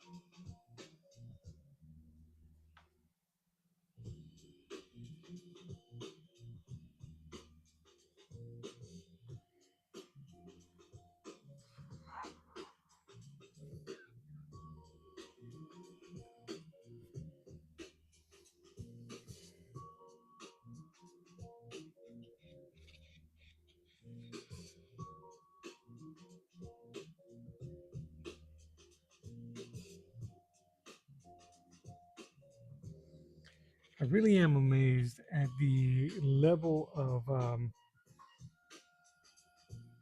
control you can get with these brushes and the line. And the more you work on wrist control and brush control, it does seem to get more fluid. The movements.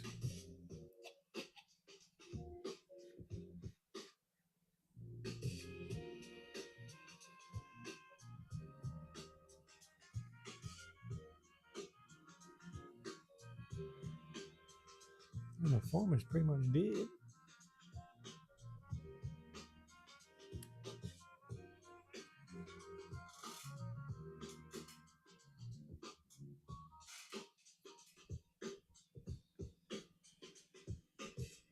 Let me see if I can finish the body, and then on a future stream, we'll see about that background. Maybe I could try a different tool on the background. Keep it fresh.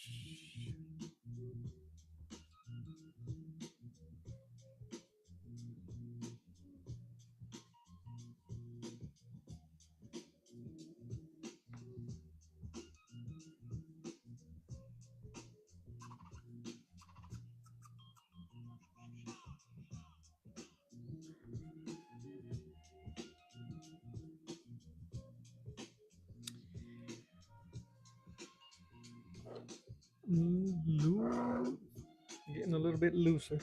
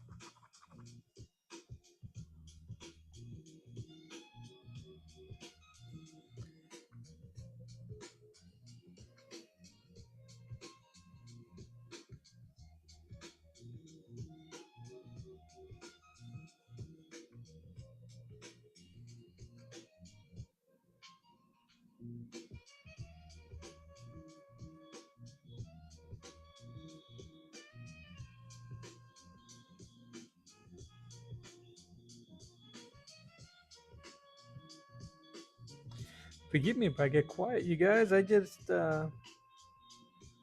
in one of those grooves.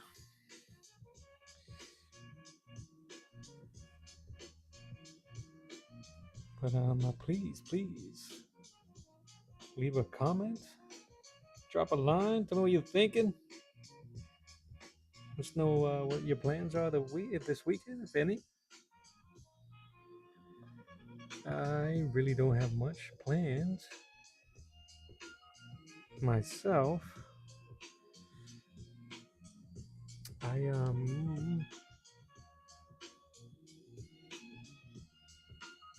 got more supplies coming. This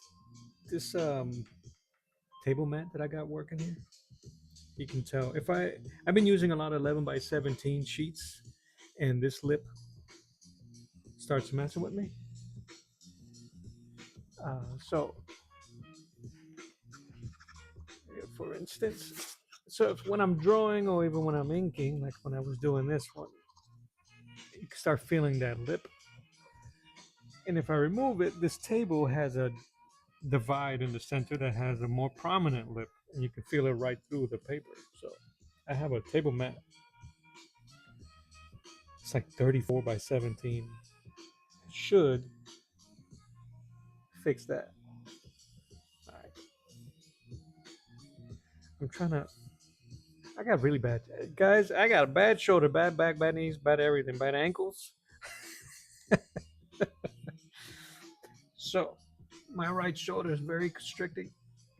So I'm trying to find the right spot so I can do these lines and get comfortable. So.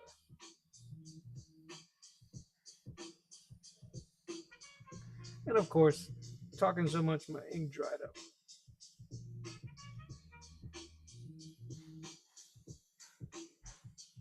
That's the kind of line I want.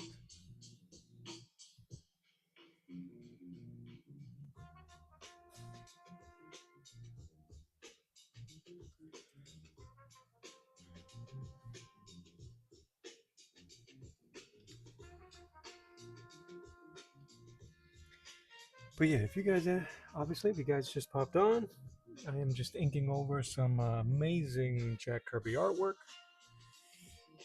that was done, signed in 1979.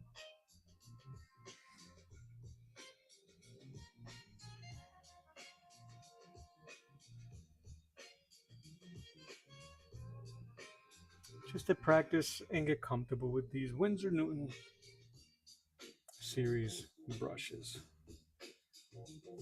I will be using other tools for this piece just to use them. Parallel pens or calligraphy pens, nibs. I have two of them, two different sizes, and some crow quills, which I'll be using for some stuff. Seeing how this is giving me a pretty thick line, I can go thinner lines for the background. Or should I have been the opposite? Either way, it's too late. I don't know if I'll do all of the lines. Maybe we'll see.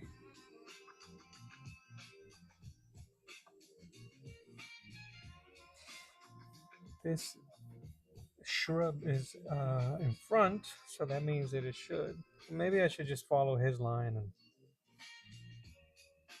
be happy.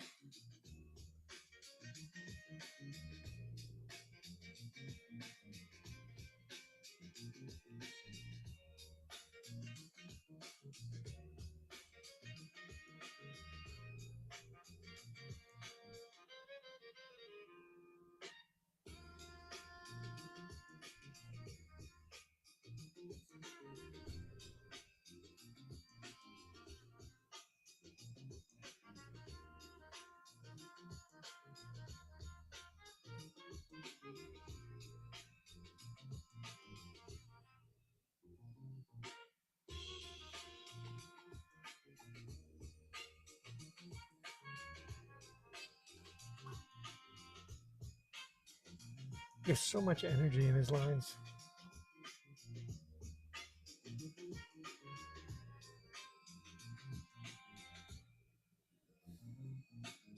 Just do his hand.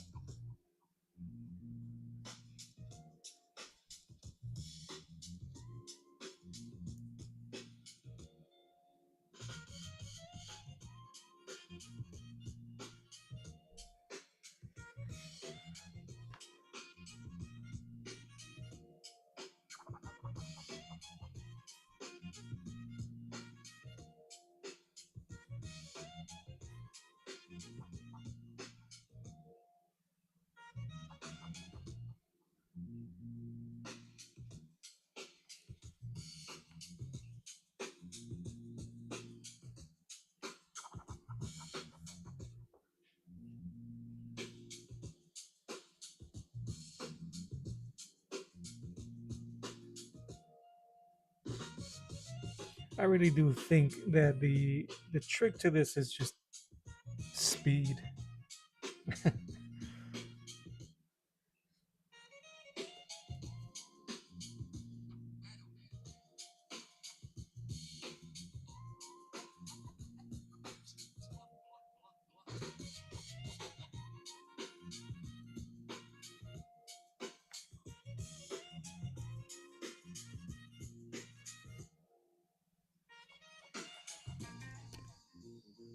Where is it? Also, if you guys are wondering what type of ink I'm using, it's a mix between this Japanese calligraphy ink, and I'll find the name out if you guys are really interested, and Bombay Black India ink. The majority of it is this ink right now because my bottles were very low. So all I ended up doing was just mixing the two, and it's been pretty good so far.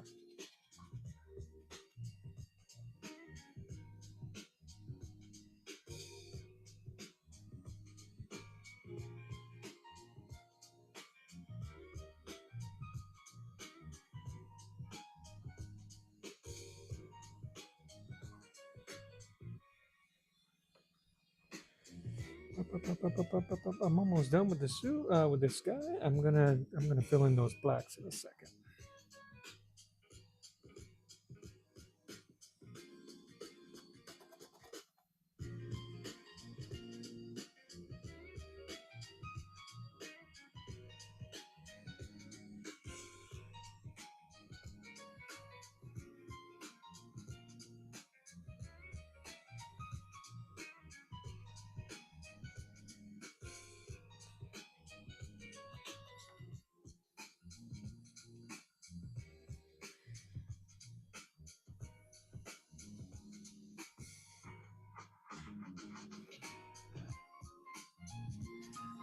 I don't know honestly how I can express how cool this actually is for me. I don't know if you guys find this cool at all, but it's the day and age that we live in that I can print out a piece of artwork that was done 46 years ago from a person that I've never met who is someone that I admire his artwork and just what he's done in life, in his life, and do something as silly as dropping black ink over it and how oddly fulfilling that is.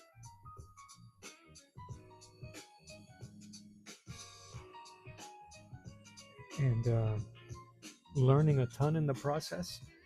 Learning a ton in the process, just from line work and composition when it comes to, if we're thinking about artwork, you know?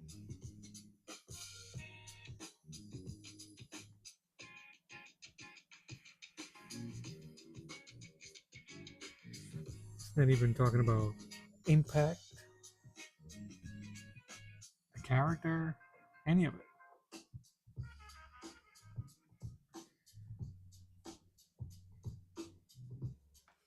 Anyway, as a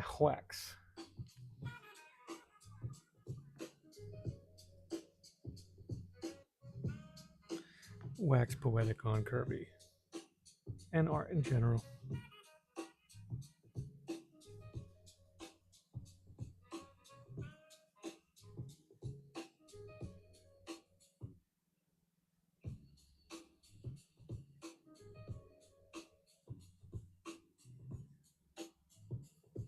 And while we're at it, can we give appreciation on the versatility of the brush?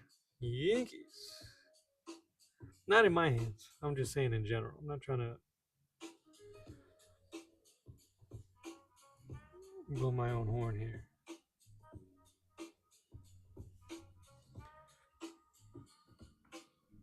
A tool that I've besides painting, I've kind of like avoided. Just even though I don't know why I don't consider the brush pens the same as this, but I don't know. Your boy's weird. Uh, that looks so just how sharp and dynamic.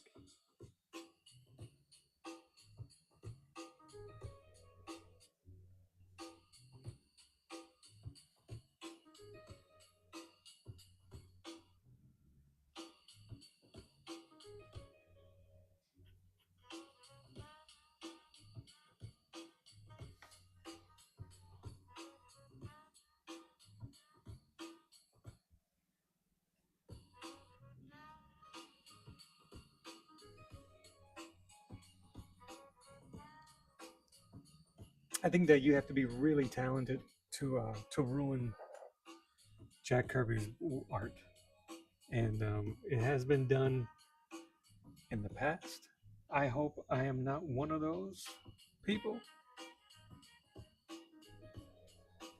And the best way to not ruin Kirby's art is to leave your ego at the door and just follow the trip he takes you in.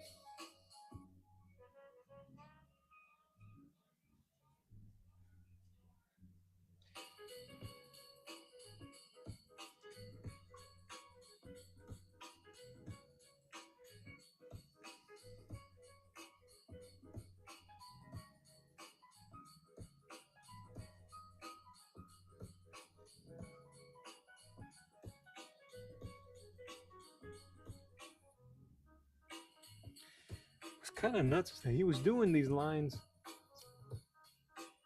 with pencil.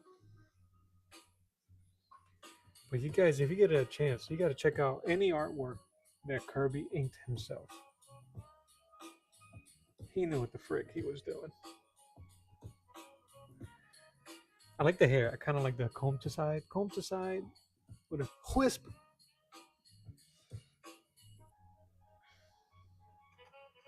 They straight up tied her up. All right, so I'm gonna finish this front piece because I think everything else is behind him, and then we're gonna figure out how we're gonna do that. And I think that'll be my contribution to the art community for today. I don't know how I'm gonna do this piece without iffy lines. So,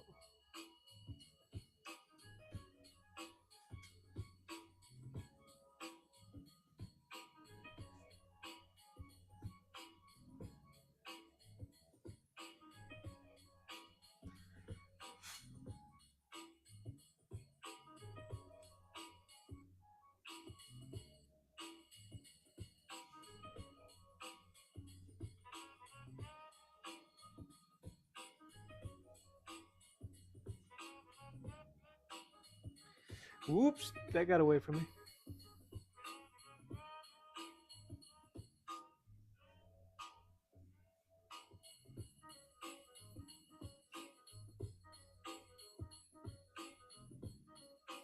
That's one thing I definitely know I don't have, that risk control and pressure control. I do not have it. I especially don't have it going away from me.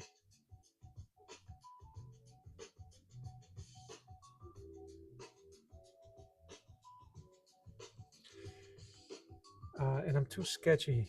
And maybe it's because I don't know. I don't know the proper way to do it. So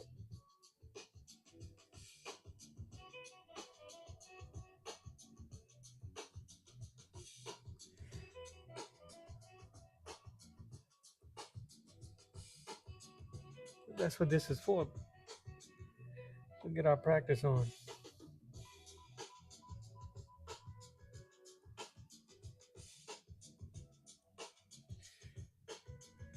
so we can develop those skills.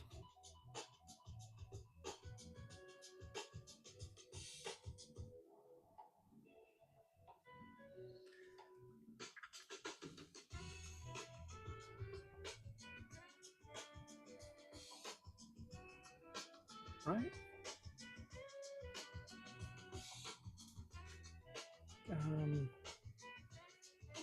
I don't know what any of that stuff is. Stones. He really doesn't give you much in terms of texture in the front. He does it all in whatever these are.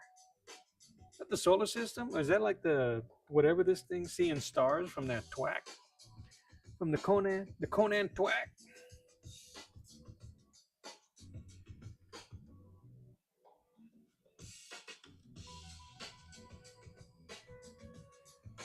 And I just want to make sure I give credit where credit is deserved. I'm going to tell you guys where this image is from. Just give me 1 second so I can find it for you. It's from Gary Martin's The Art of Comic Book Inking. In that book, say it again, Gary Martin's The Art of Comic Book Inking. In that book, he gives examples of artwork, Doi, Conan by Buscema, Conan by Kirby, and some other pieces, and he gives you the pencil lines. He shows you the pencil, and then he gives you images of examples by other artists that inked it, and I was able to grab a copy of that, put it in my photo editor, Photo P, and then print it out. This is 11 by 14 Bristol board smooth, and the whole point was so that I can start practicing more traditional inking.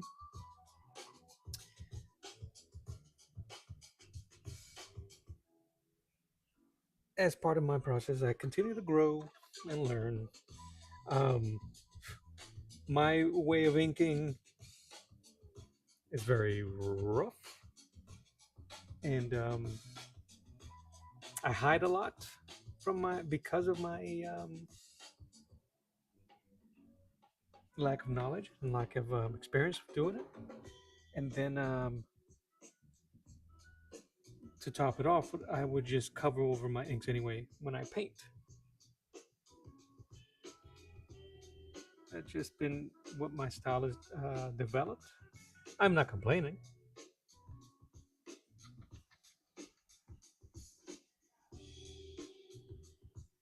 So it's just another step. We constantly, as artists, should continue to learn. I encourage you all to do the same. And like I said, in this age of technology, to be able to print out artwork from someone that I admired, and if it's you guys, it doesn't have to be Kirby, it could be whomever. If it's more current, like Philip Michael mentioned earlier, McFarlane, Capullo, if you guys can get black and white images from them,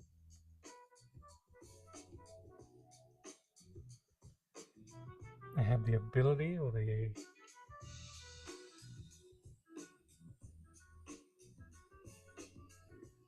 technology to do it. Do it. It's the best way to learn. Honestly, I'm not adding anything of mine in here. This is just me respecting Kirby's lines, and you really can't go wrong.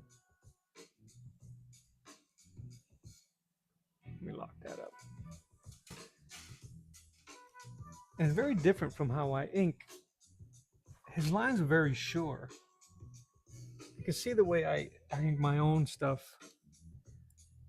I hide it through thin lines, very harsh.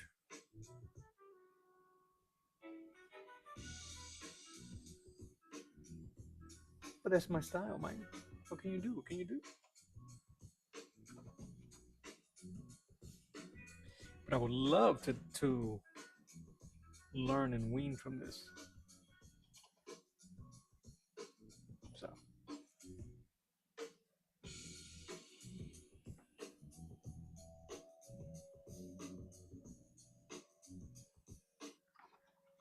and I really love this brush. I used the number 2 the other day. This is the number 3 today.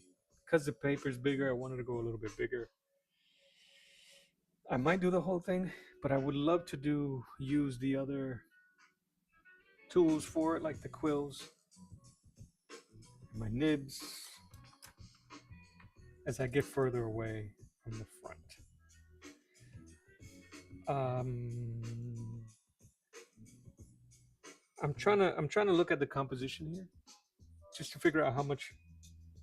If I should stay with this thick of a line, I want to do this step, but he's kind of this lizard is behind Conan, so I don't know where the planes are, and I think it's hidden behind this. I think it starts with this line and then comes up here, and then this line breaks off behind it. But the way he put this particular line piece, and I don't know where his other foot is. I think that's the beginning of it. So it's behind. It's behind. I don't know. Let's just finish that piece.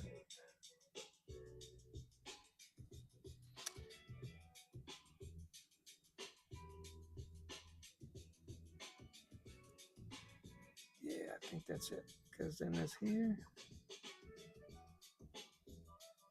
So I think that's all I'm gonna try to do is move that plane of where that foot is behind it, and I might do something different with that line. Come on, Kirby, get your act together. May he rest in peace.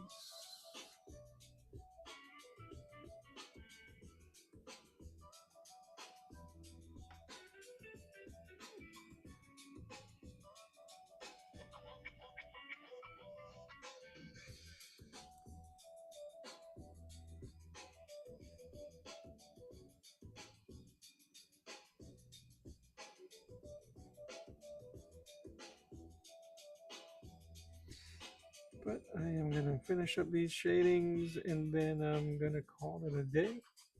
I really do appreciate you guys that hung out with me today.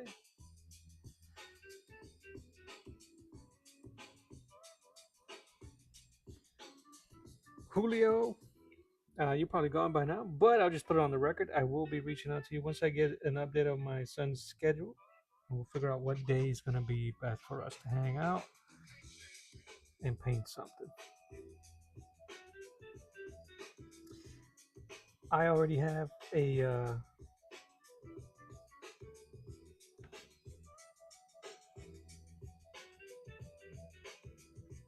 thumbnail for it. Ike's. Ike, how you doing, brother? I'm doing all right. Happy Friday to you, sir. You're catching me in the waning minutes here. Let's get my this is Conan, sir, by Jack Kirby.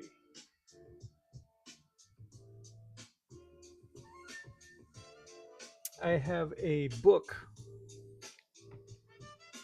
Gary Martin's. Wait, hold on. Let me read it again.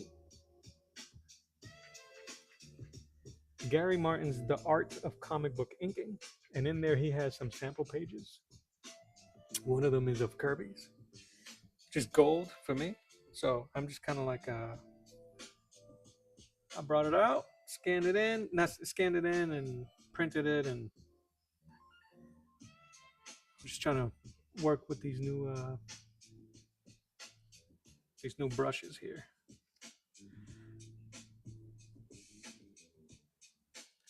Been doing so much drawing that not enough inking and painting. I'm kind of like so was jonesing to do something like this recently,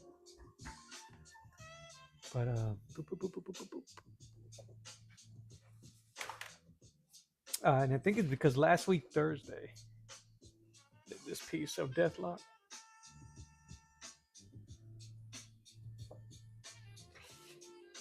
Thank you, Saboteur. And then I'm going to ink over my Samson because I won't touch the original. So I scanned in the original at high definition and messed around with it. And I have a lot of 11 by 4 sheets of paper of Bristol that I want to use up. So I figured why not? This would be a very, very productive way of using that paper.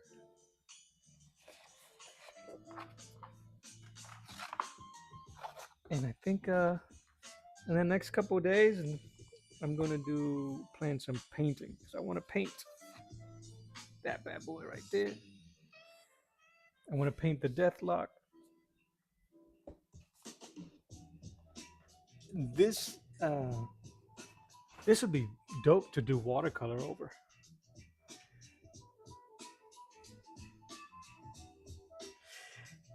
Yes, I was originally scanning some of my originals just to keep for prosperity, but my boy there, Charlie, Mr. Clark from Saboteur Comics, he encouraged the scanning of originals for that purpose. There, mess around. I'm also going to be I'm also going to be inking this bad boy guts, and I'm going to make it available in my art store, the coffee shop. I might just ink this over the weekend. The way my cameras are set up, It doesn't really help. It's too low, and I don't know if it'll be very clear to see when I'm working on it. So I might, if I zoom the camera, maybe, but nah.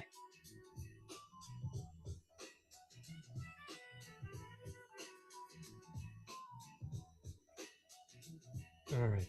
I think that's the whole figure, the front piece. I'm gonna write. I'm gonna see if I can forge Jack's signature here. And leave myself space. Oh, we got ink in here. Yeah, we do.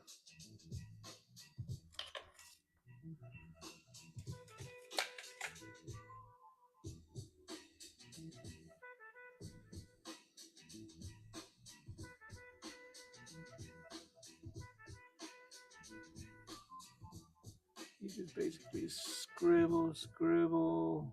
Okay. Yeah. Yeah. Yeah. IRB with the Y. Flam 79.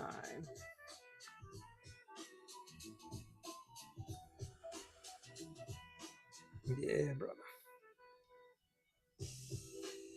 It came out pretty cool. I kind of like it and leaving the background the way it is. It's just good for two reasons. One, because it looks cool. Two, because that's a lot of work.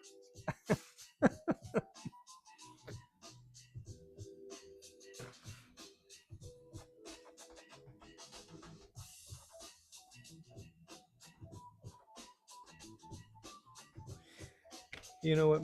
Maybe I'll even put this up on the coffee shop for. I'll put it up there for a couple bucks, for enough for to pay postage. I think that'll be kind of cool. And then I'll get sued by the Kirby estate.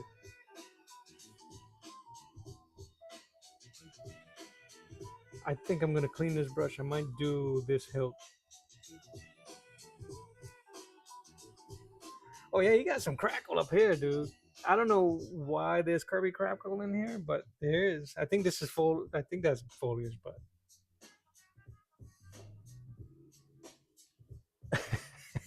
crackle. It's so cool looking though. There's so much going on here. It's pretty damn cool. I might have to use the tombos for the crackle. Little tombo for the crackle.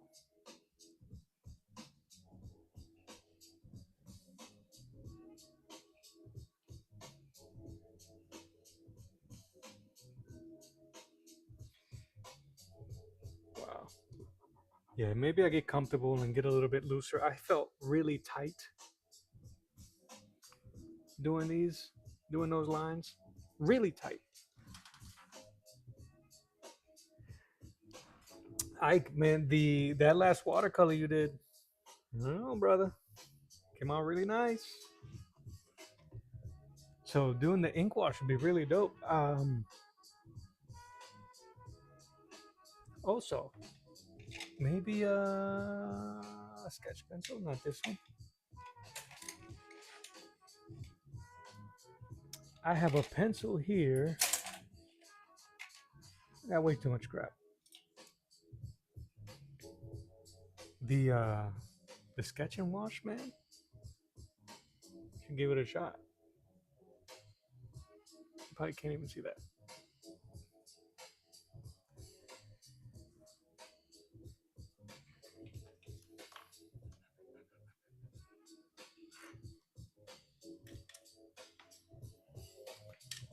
Yeah, bro, that thing came out really cool.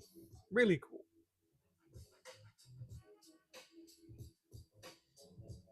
How long have I been here? 2.5. I don't like that arm, but that's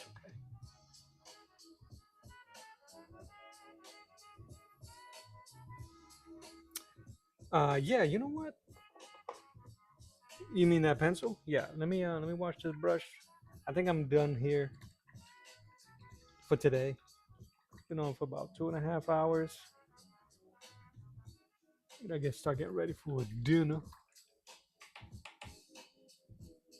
just some unwinding. It's ice cream o'clock. All right. So I'm gonna put this aside, and yeah, let's check it out. I don't mind checking it out. Let me see. Put that there, here, here. Let me grab a. How's my sketchbook? That, that.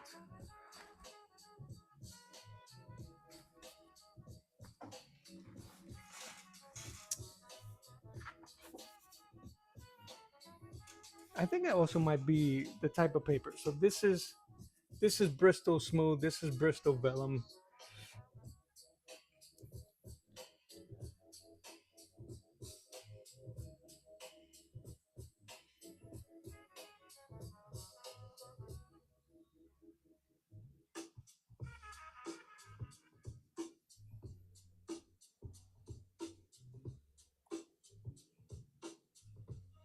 I have a syringe that I can do this a lot easier. Put my ink back.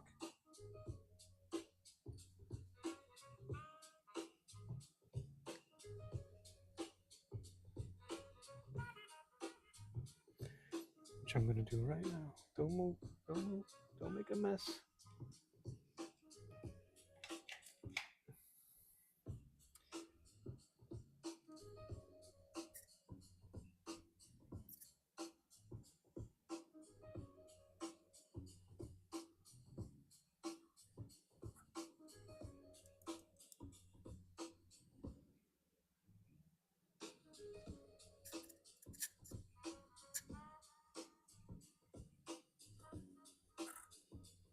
Appreciate the patience, fellas.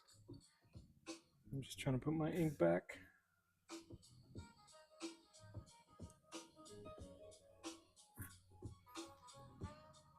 Gotta preserve this stuff.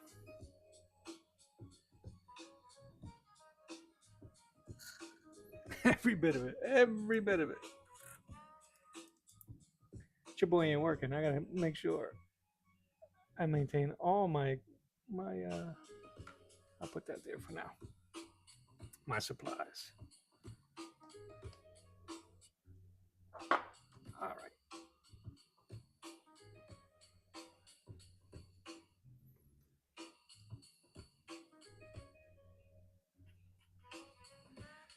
All right, so this is the pencil. Let's see if I can just find something real quick to do.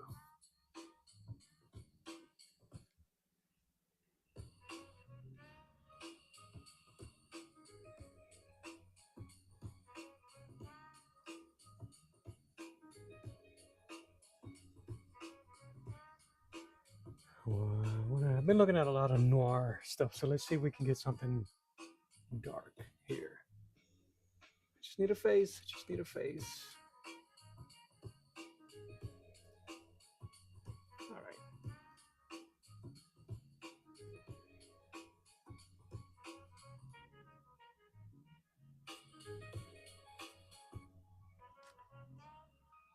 You see? Okay, let's go. I don't want to do that either.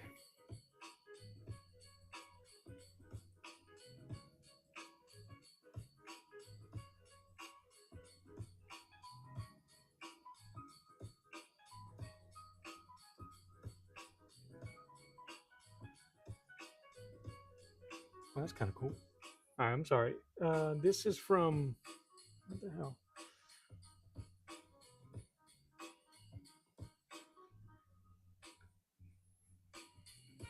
I think it's a character sheet from 12 Angry Men. Well, let me look at it.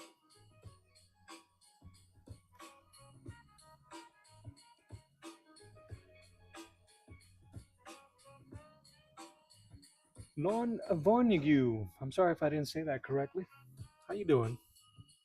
I'm about to show my buddy here this pencil. Let's see. So what did I say this paper was? This is the vellum.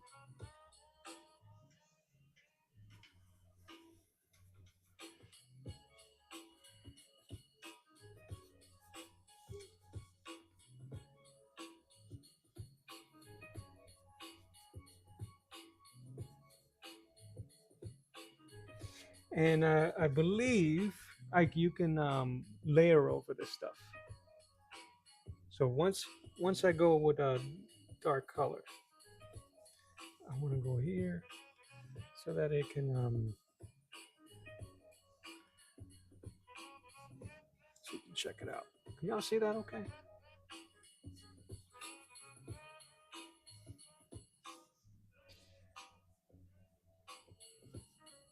I was gonna try to look at some reference, but this just doesn't serve the purpose.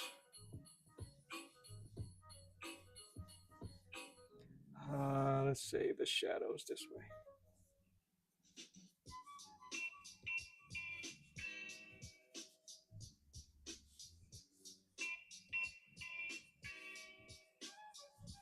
It feels a little different than a regular pencil. Um, it's kind of a soft lead. I'm trying to think.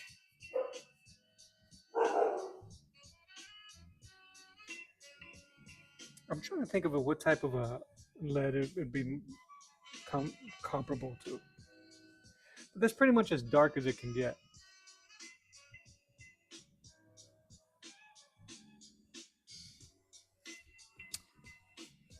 I'm gonna paint on the side. Hey, I guess it could go a little bit darker.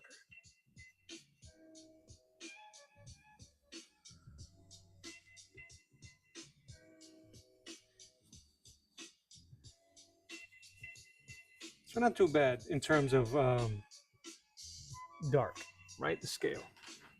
Let's once I start adding water, you'll see what it kind of looks like. I'm just trying to give myself some space here. All right.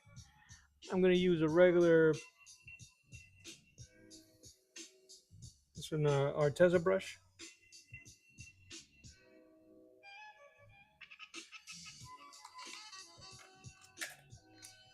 You can use water brushes as well, but I got water on the side here, so I was cleaning my brushes. So, and I also have these water brushes, which you've been I've seen you experimenting with those. Do. So they spread pretty good. Are we wet? Yeah, we wet. So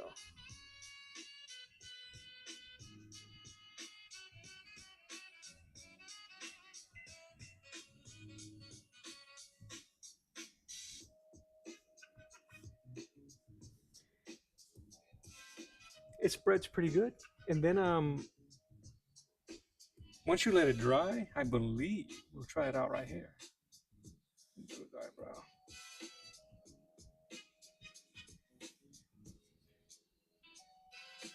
You can layer on top.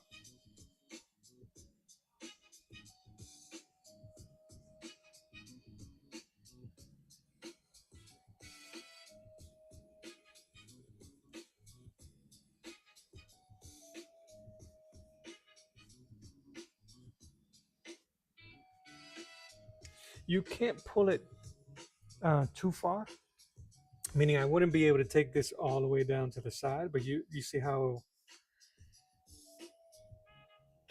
it just dilutes pretty quick. But you can get some pretty good value ranges.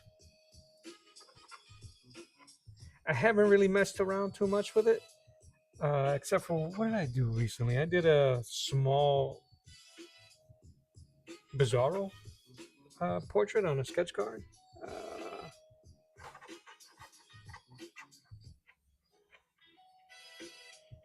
so I think it's not too bad. I think it's pretty cool. I think for what you've been doing lately, and especially if you're trying to if you're experimenting with that's gonna be the washes.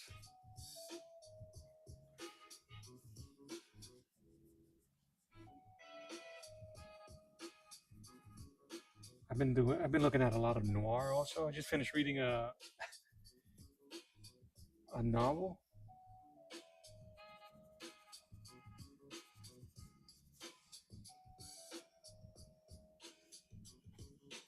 I, it dries really quickly also. So I'm gonna see if I can layer on top.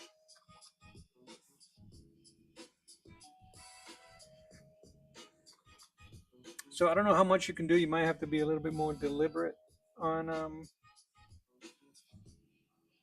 placement.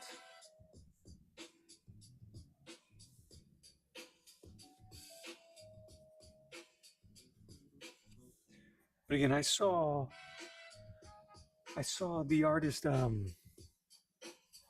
don't know if it's the third or the second. Freddie Williams. He's a comic book artist. He's doing Ninja Turtles right now.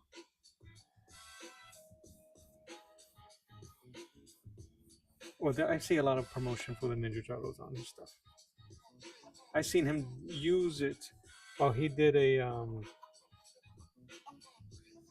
what was he drawing? The Flash, and it came out pretty cool.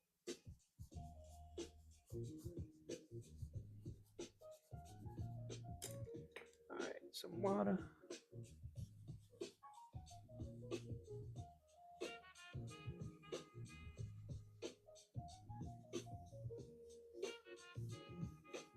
I'm being pretty liberal with this with the water too.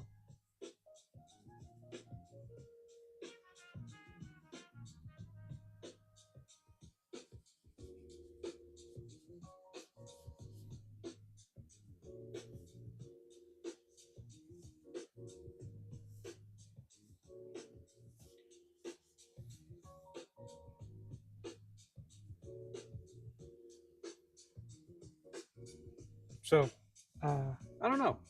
They weren't too expensive if you want to mess around with stuff. That's funny. So as I drew a line over his these frown lines, and once it dries, that's still wet. You can still go over it with inks. Yeah, it looks like a wash, an ink wash. So let me see. You dry, you dry.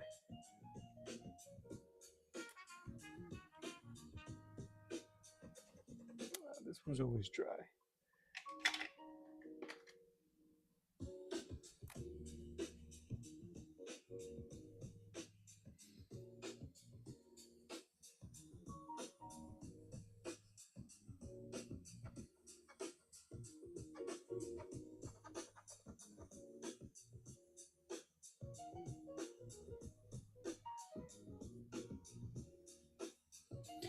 It definitely adds a different dimension, a little bit more ruggedness to what you're doing. But I mean, I'm kind of like I'm just throwing it around. I think with a bit more refinement, and once you start figuring out how the pigment moves with water,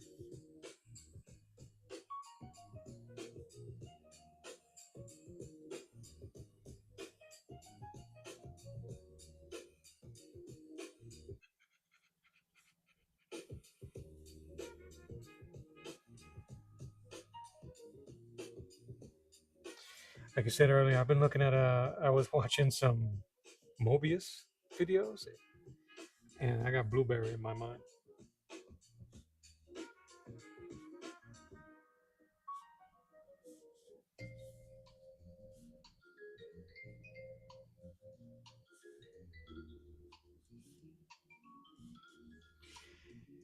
And if you use brush pens with waterproof ink, you can do your inking first. You could do your pencil, your inks, and then use that sketch and wash just for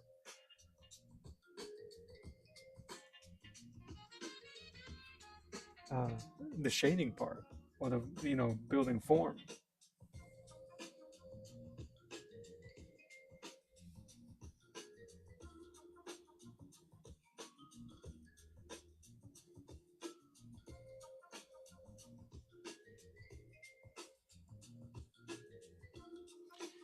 Shoot, I might go watch a western or something.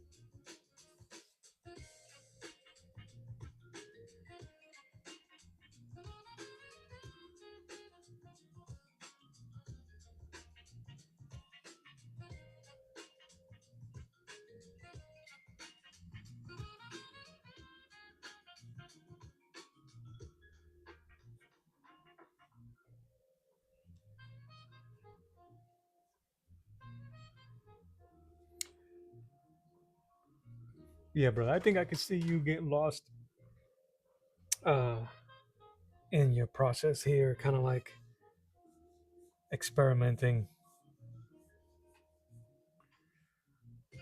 and get some dynamic images going. Considering when you did an amazing city ink, uh, I remember commenting on it saying that it looked like a photograph, like grayscale photograph.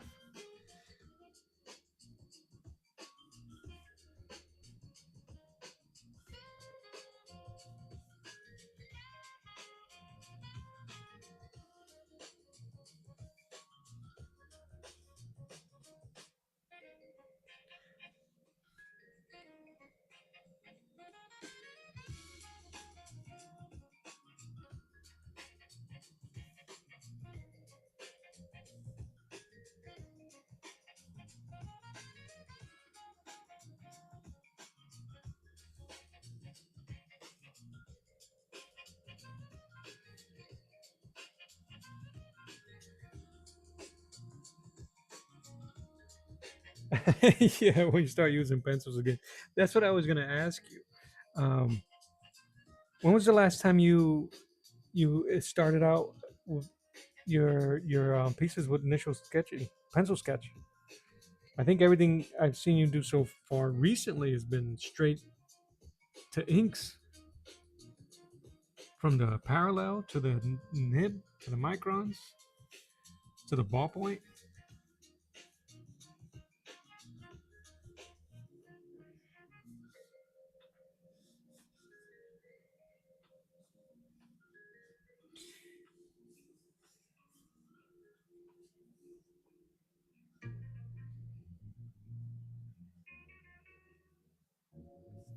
Oh, I should do Jonah Hex.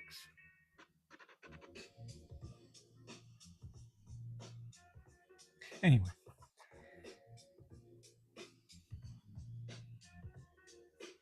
party peoples, I really appreciate you guys hanging out with me today. Happy Friday.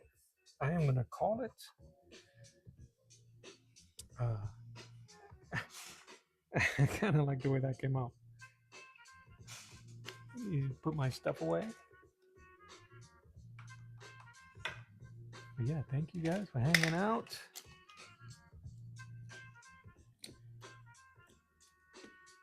I'll, once I get an idea when my schedule is going to be for next week, I'll start putting up some notices on posts and just scheduling a little bit more consistently.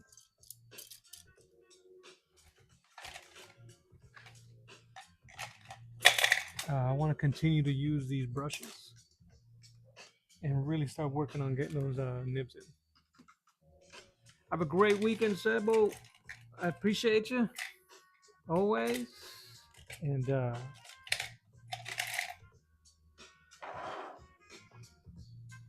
you know me, I'll be on the chat somewhere, watching a stream somewhere. I might catch you on a stream near you. Have a fantastic weekend. Let me show you the last. There he is.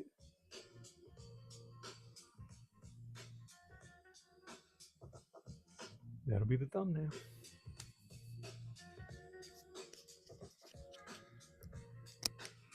Have a great weekend, everybody. God bless. I'm gonna let the music play you out.